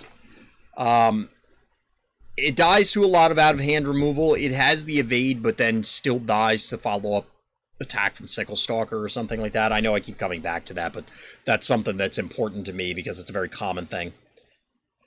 I guess it doesn't die to something plus Bull. Yes, that is, I guess, relevant. I mean, it's going to matter going forward whether How important is 4 as a breakpoint compared to 3 or 5? Right now, I guess it doesn't seemingly matter that much, the difference between 3 and 4, but 4 and 5 matters. Again, just because I keep harping on Sickle Stalker. It's still a relevant buff to, I mean, it's a buff, so we'll take what we can get. As I said, I expected more to show up with that other card, the Oaken Fist whatever, than on its own. Brienne A1, Sever, Darlock A1 are some 3s versus 4s. That's fair. That's actually a good point. Darlock is definitely very relevant. Brienne. Yeah, and Sever. Yeah, I had to think about Sever because in my head it came like I was imagining Duskbolt, and then I had to think of Sever. But yeah, those are actually relevant things. Those are good points to bring up. Thank you, Tortoise. So that is a pretty significant breakpoint against certain builds then. Especially if those builds are going to rely on the champion powers in order to help stabilize different points in the game. Now you still have to invest another card to make it happen. Like I said, I don't anticipate this is going to matter for this thing. It's just, I mean, obviously within the context of the buff, we'd only be talking about the additional buff from Oaken Fist as opposed to just simply this. I do like this, but it's something to keep in mind, and obviously the devs had thought of that. It's just a matter of what do they think the world looks like after that happens. A lot of changes seem directed at giving mid-range a chance against control. That is definitely reasonable. I mean, you have your general rock, paper, scissors for that. As far as how it generally plays out in Runestrike, I can't personally speak to it that much. And obviously every game varies. While I understand how those relationships usually work, and like I can take myself out of the moment and say, yes, this is fair because A beats C, B beats C, B beats A, etc. around. The problem is that I just don't like it when those are truly hard and fast. And that's what bothers me, when it's like, it becomes 90-10s. I'm not saying that's what's happening, but that's where it concerns me. Sadly, Satyr Bard becomes unplayable to me. I think this becomes what it was probably intended to be. So this is supposed to be mid-range or control against aggro. Obviously being 4 or less attack as compared to the big things.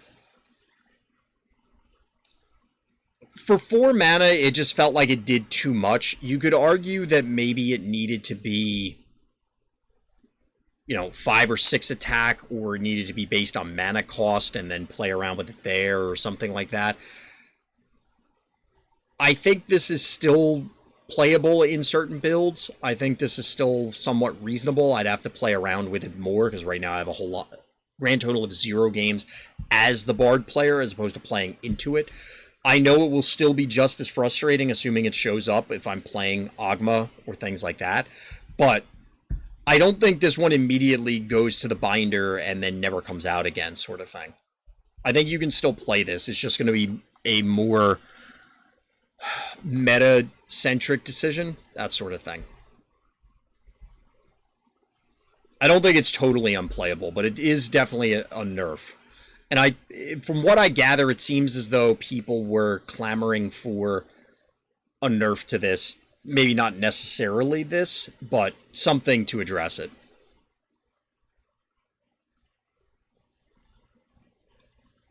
I think I'm okay with this one. I'm not entirely sure yet. I gotta play around with it and see. We'll see how much it shows up. It will still see play as a 4-cost. Stunning the whole board was overpowered. It was in every deck. I kind of agree. I mean, to the earlier point, I don't have a problem personally, if there are certain cards that are in every single myth deck. It just doesn't bother me at all. I understand why it would bother people. I do care if it's a problematic effect, and I think that hitting the whole... I mean, against an aggro deck, it's going to hit the whole board anyway. Most of the time. It might dodge one thing because you were able to load that thing up. It's still a good card, just more of a tempo play now instead of locking the board. Yeah, I think I'd agree.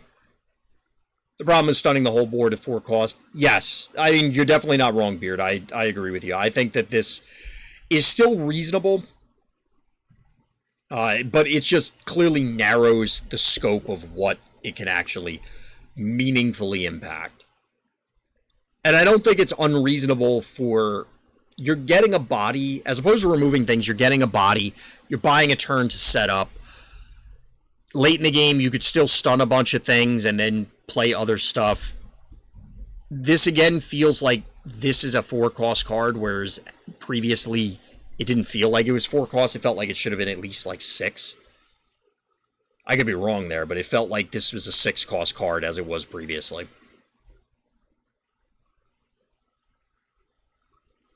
Yes, it's not a board clear like we were saying, but I don't know. Either way, it's in its new form, and I think I'm okay with this. Next one up is Trusted Vizier. It goes from a 1/4 to a 2/3, keeps the same text. No, it should have totally been higher for what it did. That's fair, Beard. Yeah, I just don't see how it was fair what it was. Now, this card is... I'm going to say it's really unfair for the Vizier player. I just don't understand this card at all. Like, the way it functions. Because it's another one that you need to set it up. So you have to play, like, Satyr. Then play the Vizier. But probably on the same turn.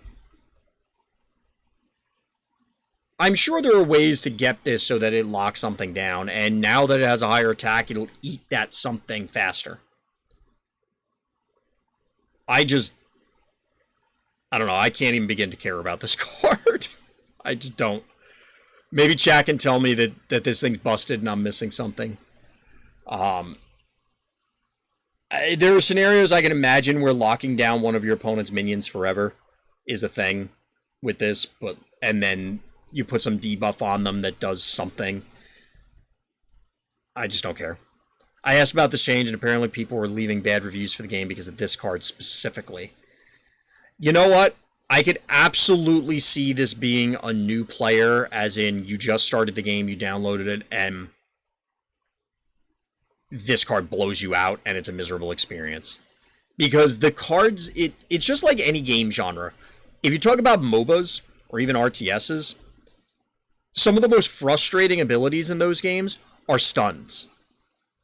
It removes player agency, and given that a new player likely just straight up doesn't have removal, because they just may not actually have the cards, this thing could be very difficult to remove, and it's just, well, I don't get to do my cool thing. And if they're a new player, they're not necessarily going to look beyond it and say, well, my opponent played a terrible card, maybe invested multiple cards to make the terrible card remotely playable, and then on top of it, all it's doing is locking down my guy. It's not even necessarily killing it, and it's tying up their lane to take 1,000 years to kill my guy. I don't know.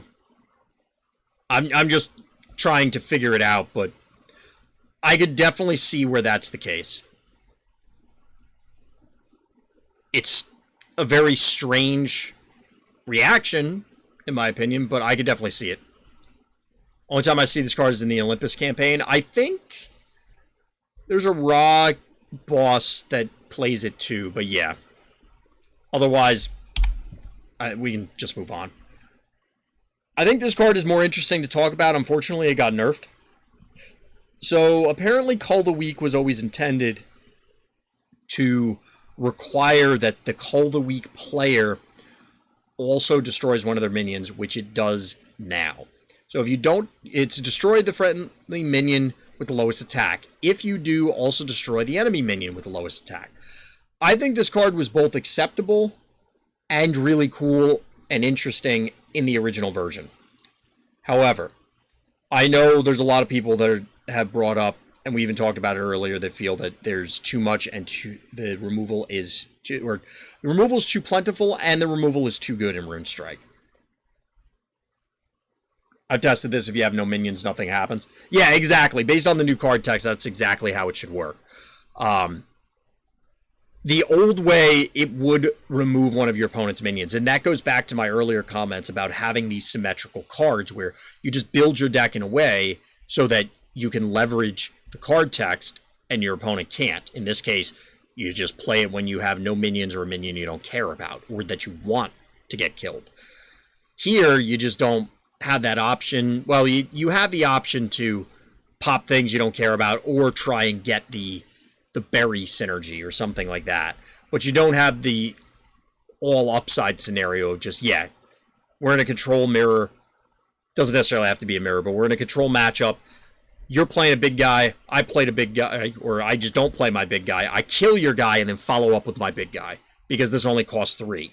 So playing a 7-drop onto an empty board is pretty solid, especially if you take out one of their big things or important things. As it is, I mean, we're going to have to live with what it is. I think it's fine as if the devs want it to be more of a thematic setup. I guess. I feel like this kind of breaks the theme of this to some extent. I get where it kind of plays into it more. I don't know. I'm kind of torn about that, but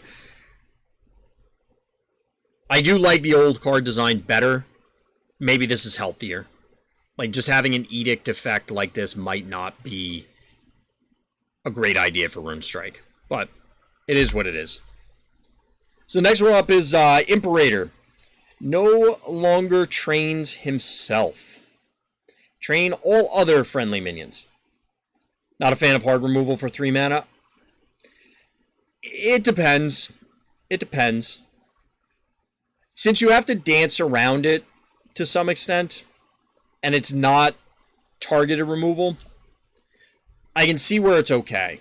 I would rather keep the old card text and increase the mana cost than change it to this, personally. The new version of Cull the Weak. But it is what it is. I'm not going to lose any sleep over it. But Imperator is now... I don't know. Is it a big deal that it doesn't train itself? I kind of think it is. The fact that you're required to have other minions makes... I don't know if this card was getting played before this. I would imagine not. But it could be because you could play it onto an empty board by itself, you know, as a top deck, and it's fine. Now it's kind of an awful top deck. It's just a random 6/8 body. That doesn't seem useful enough for 8 mana. Unless, again, there's some kind of wombo or something that I'm not aware of. I feel like this is...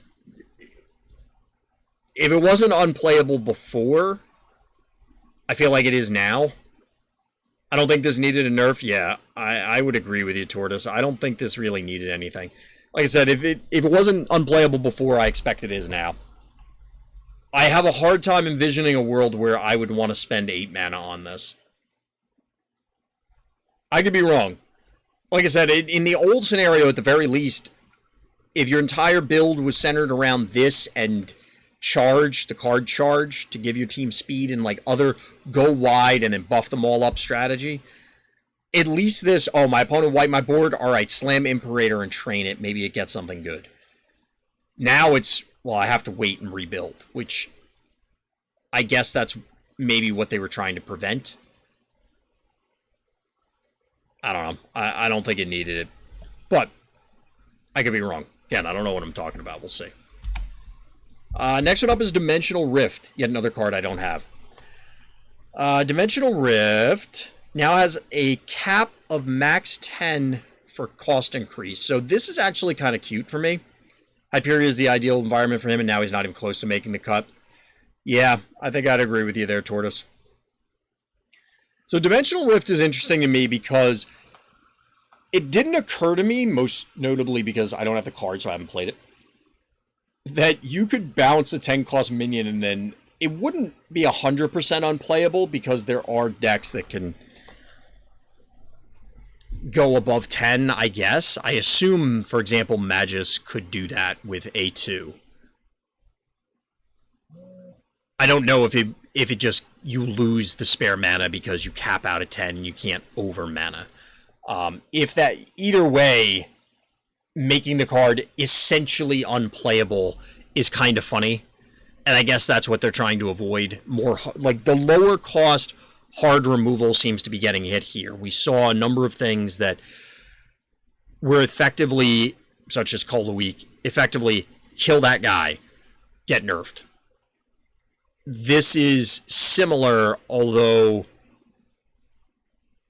it doesn't nerf it at the earlier stages, obviously. So, and that's a nice Ra you got there. It would be a shame if you couldn't play it. I mean, to be fair, you got the first war cry.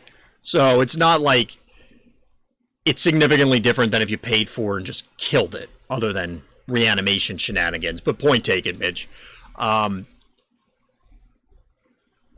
This is fine. Like, I think it to me, I thought it would be cool going to 11. Now Ra's even better. True. It's not a huge buff to Ra. And why would you bounce Ra? Well, previously you had a decent reason. Now you probably haven't. That's a mistake. And you're gonna hurt for it. Unless it's the obvious stuff. I'm clearing the blocker so I can get in and kill you. That sort of thing. Other than that,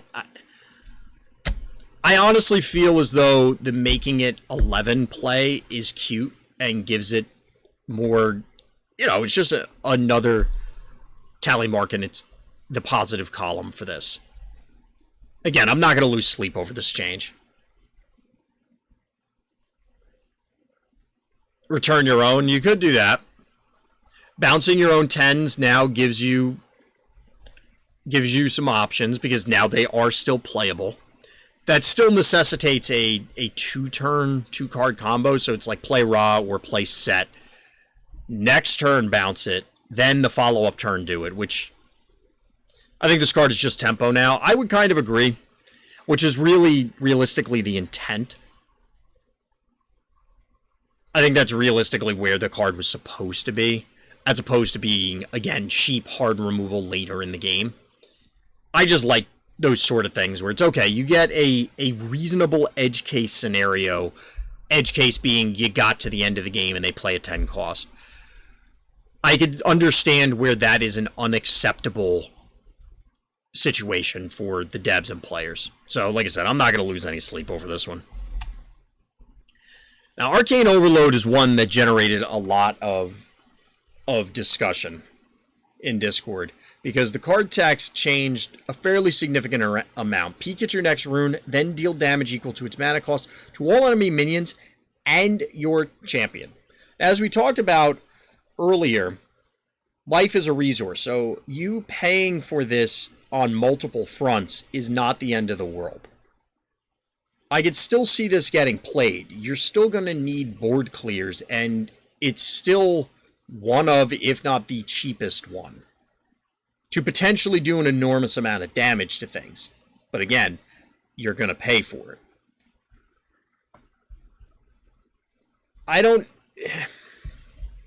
I think it needed something. There's an argument to be made that by virtue of the individual realms being different, they're not all symmetrical. There's a lot of asymmetry into their themes, how their cards operate, all kinds of stuff. There's an argument to be made that I think is valid that, hey, different factions are just going to they could have the identical removal and it costs less in one than the other. And I think there's a reasonable argument to defend that, even if the cards are identical. That's not the case, but there's also plenty of arguments to say, look, this is one of, if not the cheapest board suite. It needs more drawbacks. It's not enough to be in this faction, as well as being random, because it's based on the next rune. I think I'm okay with this. To clear their board, who cares if you lose life? Well, it depends on the situation of the game, obviously. There are costs, like your opponent now having bury deal 8 to your opponent on their guys, spread across them, is not necessarily bad. You know what I mean? Because you're going to play this, it may take up your entire turn. They get first act and get to rebuild. Like, this is not an immaterial cost. I love greed decks sometimes when you just don't care about my matches. Think this is what they want to target with this change as well. Yeah. People might want in the 5-7 cost curve deck rather than the 7-10 now. How high HP minions do you want to clear, and how much health are you willing to sacrifice? Exactly, Tortoise. There's going to be a lot of math involved in calculating exactly what are you reasonably willing to do, and what are you concerned about. I could see it still showing up in all the same decks that were playing it before, and now you just need to change your play patterns with the deck, because it's, okay, well, can I risk playing this now based on the cards that I have in my hand, the cards I have in play, the cards that I've ended up in the void, that I know are in certain areas, whatever. What are the odds? What's the average damage I'm going to do and take for this? I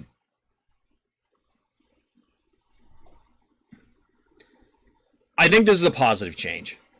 Might see this more in aggro. I could see that. I mean, Ogma plays a number of board clears already. I could see a myth-based aggro deck using this where you just don't care and you need to clear out multiple things. It could address multiple blockers. The problem there is that you're probably going to do like 3. And I don't know if that's sufficient enough.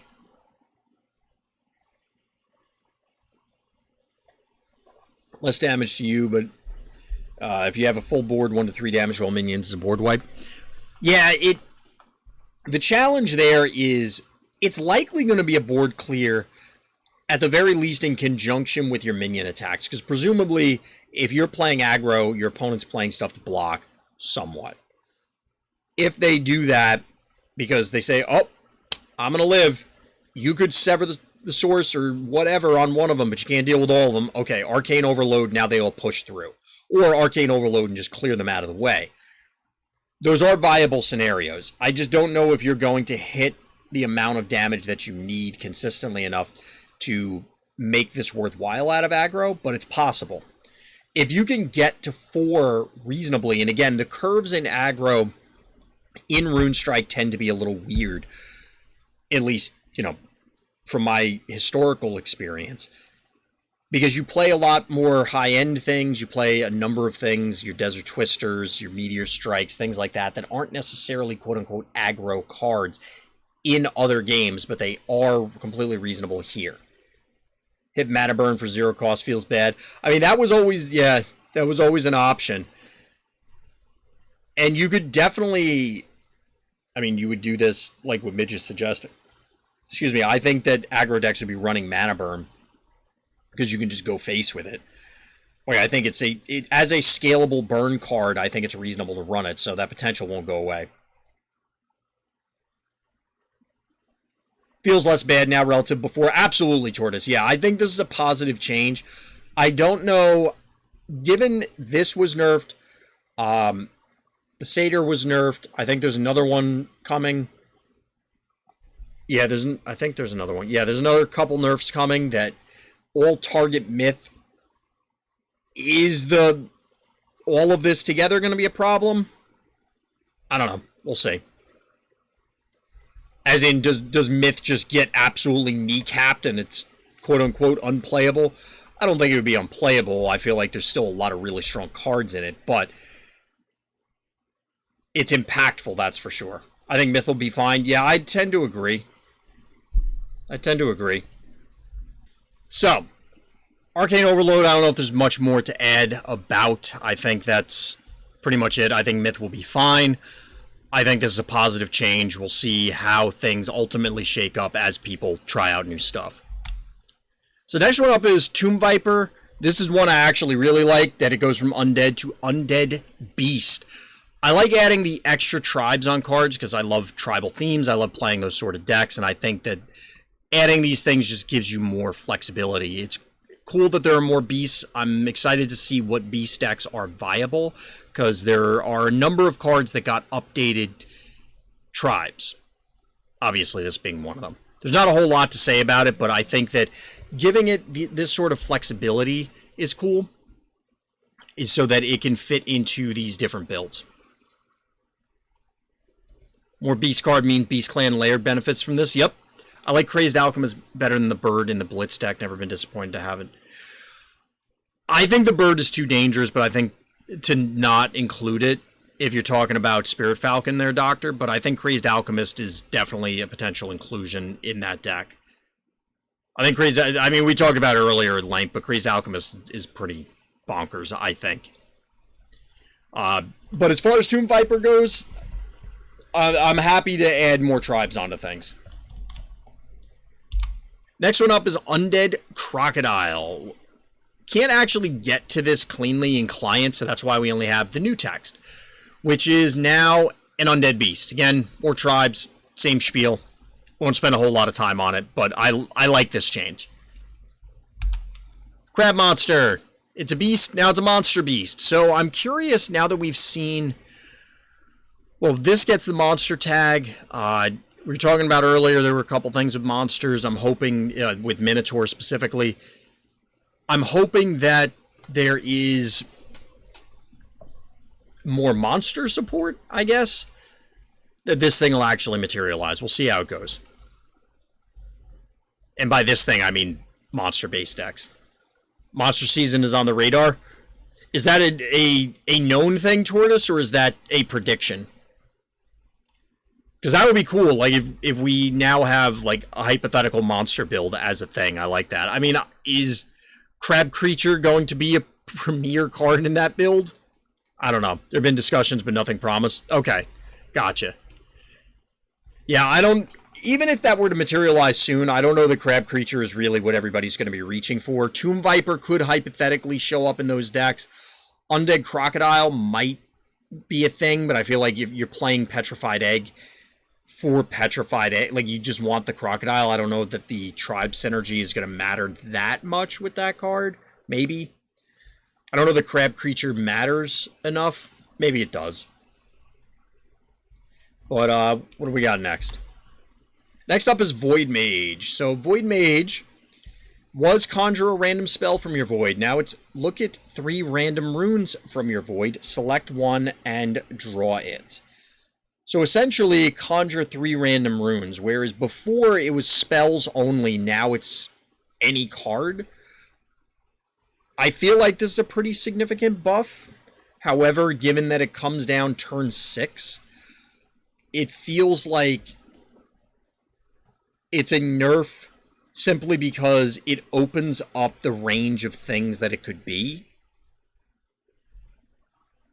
That's unintentional? Ah, so this is an... Okay.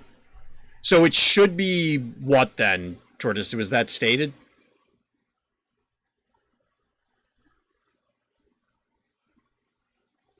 It should still be spells? So instead it should say, look at 3 random spells from your Void, select one and draw it. Drawing from the Void rather than conjuring is the intended change. Gotcha, okay. That makes sense. Because I was about to say, well, what's the difference? But if it's specifically for drawing versus conjuring, that makes sense. So that'll obviously get corrected. I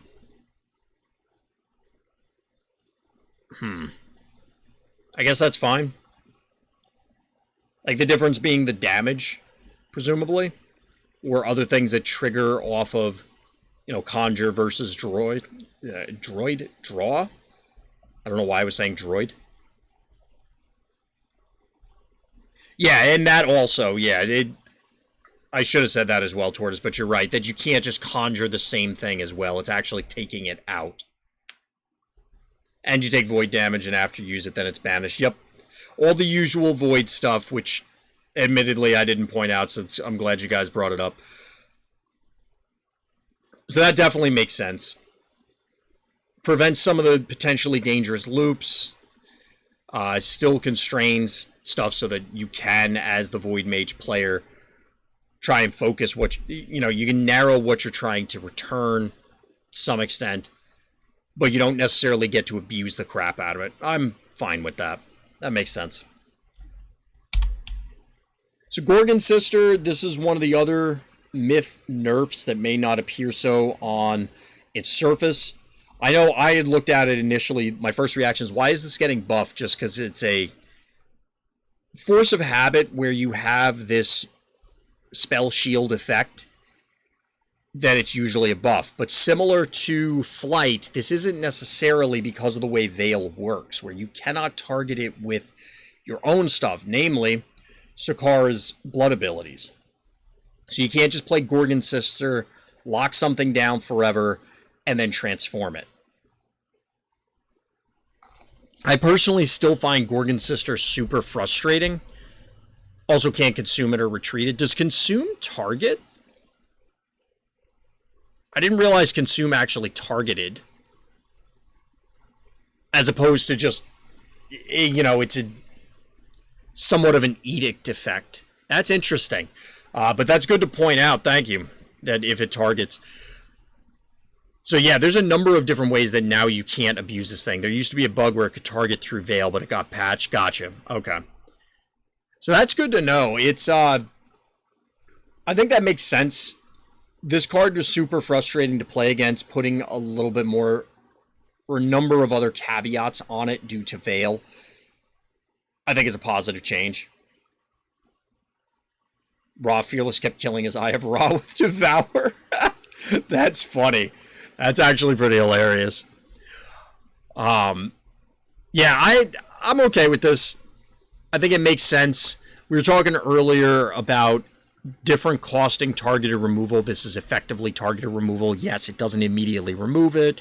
Yes, if we ever get a purge, silence sort of keyword, or just general card ability, your opponent could remove the stun and the suffer. So it doesn't necessarily do everything you want it to do. At least not immediately, but again, locking down one of your opponent's lanes the way it was before, where then you could turn this thing into something else for fun and profit, could be a problem. Yeah, people just can't rift it back and lock down 2 lanes with one Gorgon Sister. Also true.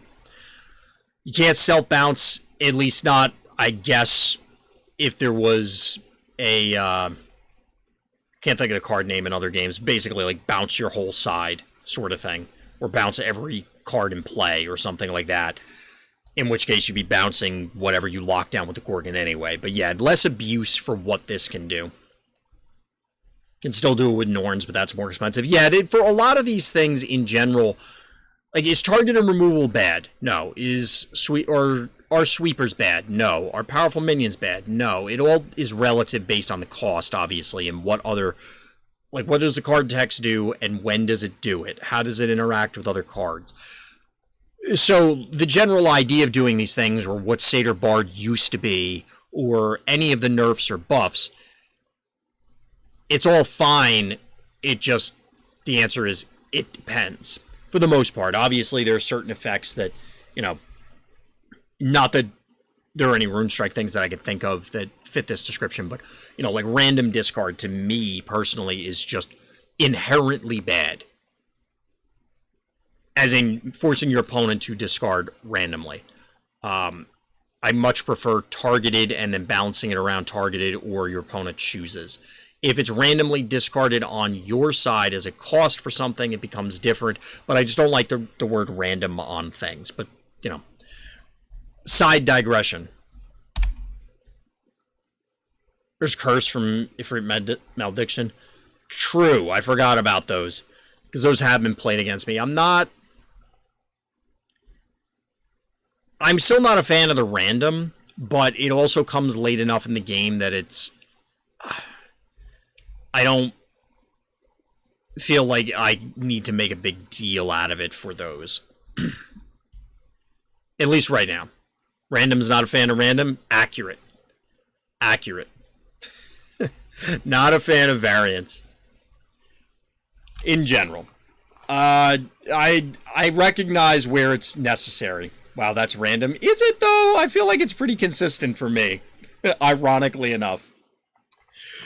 So, next one up is Arcthunder Dragon.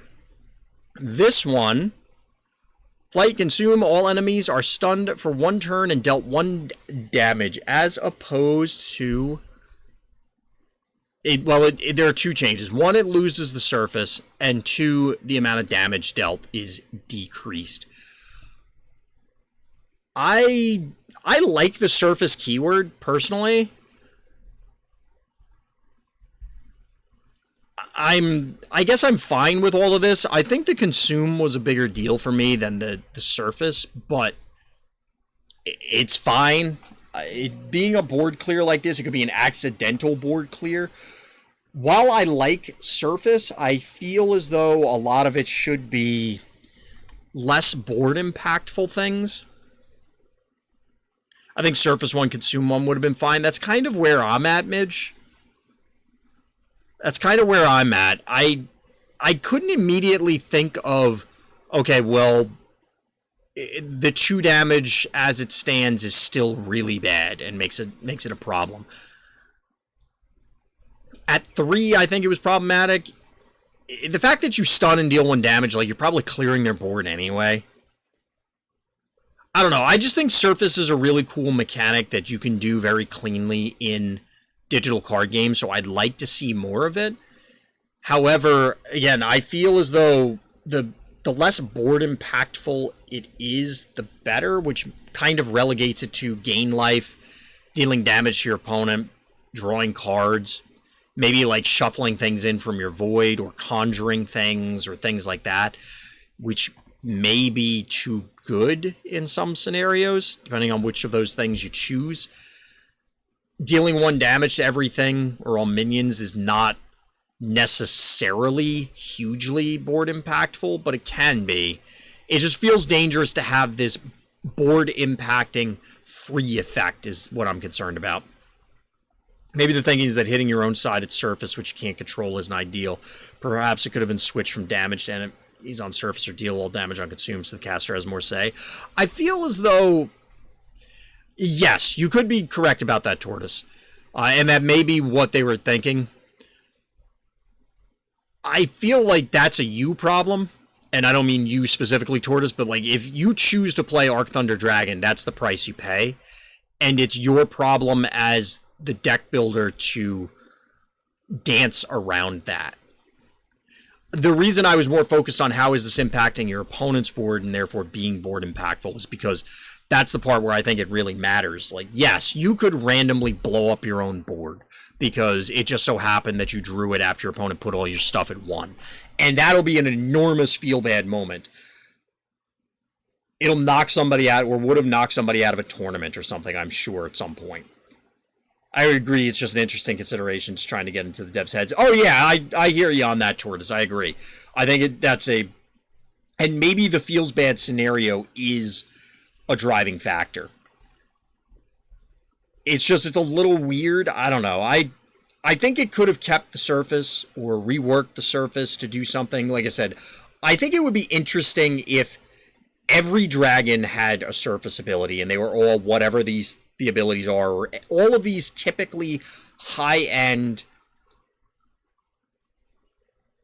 archetypical minions, the dragons, the angels, the demons, the things that you see in a lot of mythologies and games, that it's a big deal when one of these things show up. And surface feels like a really cool way to do that. It's like, not only does this thing do something awesome when you play it, it does something just when you draw it. How cool is that? That feels like it should happen on all of these cards just to make them, from a thematic standpoint, from a Vorthos standpoint, stand out. And maybe it doesn't have to be all of them, but just, a lot of them should have it. I would be assumed to have a surface theme. What?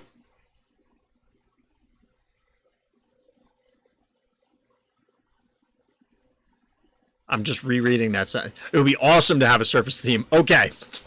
I'm reading it, and I'm like, I have no idea what that sentence means. I'm very confused. I was like, I drank some coffee before stream, and it's starting to wear off, but I didn't think it was just going to, like, bang and lose everything. But anyway, yeah, it would be cool to have that as a subtle sub-theme to some of these tribes where it's like, okay, the warriors get war cry, as opposed to the soldiers get train, and the beasts get blah, and then these get blah, and the dragons, the demons, and the angels get surface, or, whatever it happens. Like, I like those sort of sub-theme things. I think it's just fun.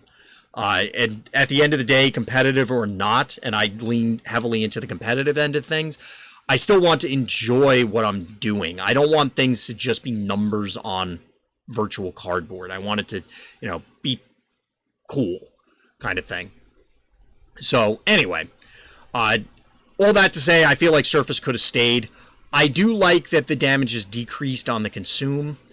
Honestly, I would rather it deal more damage and take the stun away, so that your opponent has to jump through more hoops in order to try and ensure that they're removing things. So they had to have a different board set up in order to kill, like run into your guys with the addition of the damage to kill your things, as opposed to stunning them for a turn. And then now it's kind of playing more into that feel bad scenario of, well, I set up my entire board so I can get in there. My opponent played some blockers. Oh, they Arcthunder Dragon. Now I'm like, my board's locked. Given that Arcthunder Dragon cost 9, those blockers had to have materialized the turn before, but they had to have anyway for you to consume it. You know, there's a bunch of factors here. My preferences aren't necessarily going to be what's healthy or appropriate for the game. So this seems okay, but again, a rather long line of Myth nerfs that I still think Myth is going to ultimately be fine. So one of the last changes we're going to be looking at is Summoner goes from Mage to Spirit Mage. Thumbs up. It's got extra tribes. Fantastic. I don't know of any spirits that I care about other than the Fuse deck, which obviously doesn't care about this thing. It would be interesting if there was a Spirit Beast deck. You know, if there was enough overlap. And again, like we were talking about earlier from Minotaur and things like that, where, okay, all of these Spirit Beasts and spirits that, you know, like this produces Spirit Tigers, that they just don't cut it generally. But because of this specific champion that cares that you have beasts and spirits in the same build at the same time, now these cards are awesome. Okay. As far as I know, that doesn't exist. So we'll have to wait for that one. We'll see how it goes.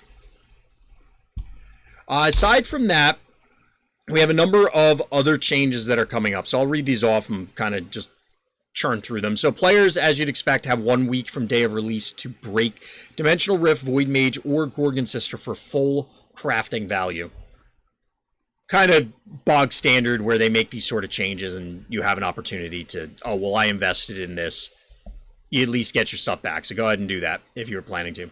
Add start and surface events to the battle log. That is spectacular, because I'm always confused. Like, you know, especially for me, I'm talking to chat and I'm not that I'm paying attention half the time anyway, but I'm looking at chat, I'm talking, I turn back and I go, what the hell happened? My board just got wiped.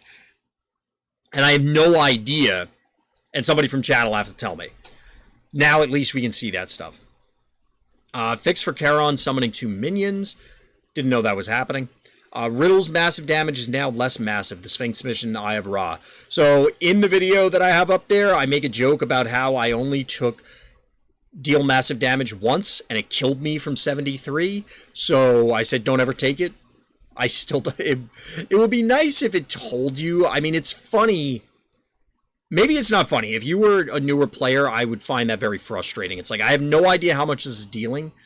I could die, I could survive, I don't know. And I get that it's like, it's a riddle, you don't really know.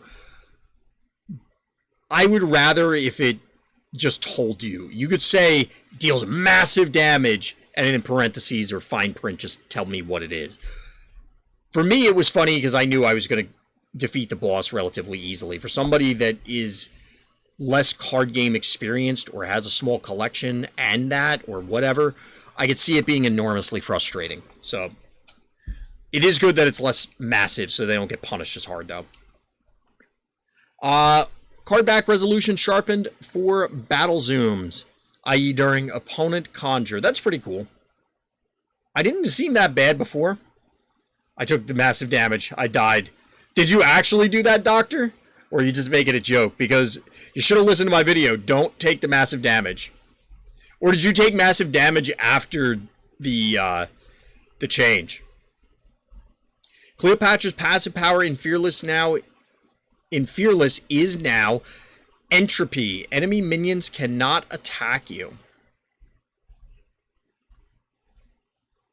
That's Interesting. No, you did it once, fair. That's interesting. I don't know offhand how much better or worse that's going to be. I'd have to think about it. Admittedly, I didn't think about a lot of the campaign changes outside of the cards. So that's interesting that it got changed. Doom Paladins, so now the video that I spent a long time, like a lot, maybe not a lot of it, but there are chunks of it that aren't as materially relevant. Doom Paladin's passive power now only evades the first attack. So that is good because that... Need to head out for a bit? Alright, Tortoise, no problem. We'll be on for a while tonight. And after we get through the changes, we'll jump on. Play some games. Doom Paladin's passive power now evades only for the first attack. Like I said, that's real good. It's super RNG heavy if, you know, Doom Paladin just decides to avoid all your attacks forever. So that's a positive. Commander now targets a single minion for his trained blood power, not all friendly minions. Okay, that seems pretty good. For the player, obviously. Apophis' Serpent Speed now adds Drain for a single turn instead of permanently. Again, a player buff. Fatal now works properly in that fully shielded or protected units won't die from Fatal. Fatal must cause its target health value to drop. Huh. I didn't realize it would go through that stuff before. That had not come up. Especially for protected units. I would never have expected that to happen. So obviously it appears that it's a bug. So that's definitely good. Well, maybe it wasn't a bug. I don't know if this was a... You know, it was intended differently previously and now it's matching the current intent. But either way, I think that is more consistent. I don't think anybody would I was going to say believe, but that's not the right way to put it. I don't think if you sat down any player that didn't already know the interaction and asked them, would you expect a protected unit to die from Fatal because they don't take any damage? I don't think anybody's going to say, yes, they still die from Fatal. I'm sure there's somebody, but I don't think that would be the most common response. So that's a positive change. And then updates to Void behavior with Resurrect, Transform, and Bury Summon. Minions with Resurrect, the original goes to the Void after the resurrected one dies. I don't know if I've personally had any scenarios where that would matter, but it definitely makes sense. I think it's just good to clarify that. Although this kind of goes... I don't know what the initial intent or interpretation would have been. For me, I would have thought it was the way that it worked, I guess, previously, where as soon as the first one died, rather than the resurrected minion, it would go to the Void. This seems more like a balancing related change. Yes, they die from Fatal. I want to be that person. Fair, Beard. Like I said, there would definitely be somebody who would feel that way as their first reaction. It would not have been me. We'll put it that way. Now, like I said, for Resurrect here, this change, I would have expected the old behavior to be... If somebody just asked me and I didn't know, I would have said the old behavior as opposed to the new one. Is that a big deal? I mean, I get where it matters balancing-wise and card mechanic-wise, because now it changes the timing of when you can get things. It gives your opponent more opportunities if there are transform effects or things like that that would, you know, change it into a minion that it was not before. Bouncing it, whatever. Well, I guess you wouldn't want to bounce it because then they could play it again, whatever. Point is that it changes how a number of things interact. It's fine. I just, like I said, I don't know if that's how I would have interpreted it if I didn't know. Minion with Bury Summon, original goes to the Void as soon as it dies and triggers its Bury. Sure. I mean, that makes sense. Minion transformed, original goes to the Void immediately. So if you transform, it doesn't deal with... So if you, say, play a zombie, the zombie dies...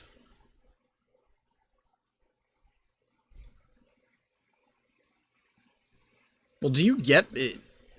I guess the whole transform scenario that I was describing wouldn't happen anyway if you waited to transform it. I don't know. Cleaning up these scenarios is good.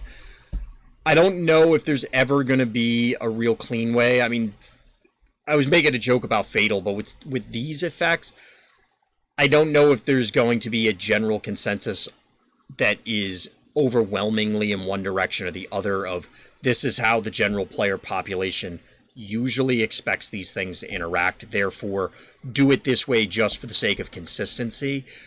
Defining the rules and just saying this is how it works in the game is probably fine over the long haul, because eventually people will just learn this sort of interaction. It's complex enough that I don't know bombarding new players with it is worth it. Point being is this is fine, however it ends up behaving. And that'll conclude the changes, both card changes and these. So we'll jump into some games momentarily, but for the YouTube crowd, as always, everybody, thank you for listening, thank you for watching, and Black Lives Matter.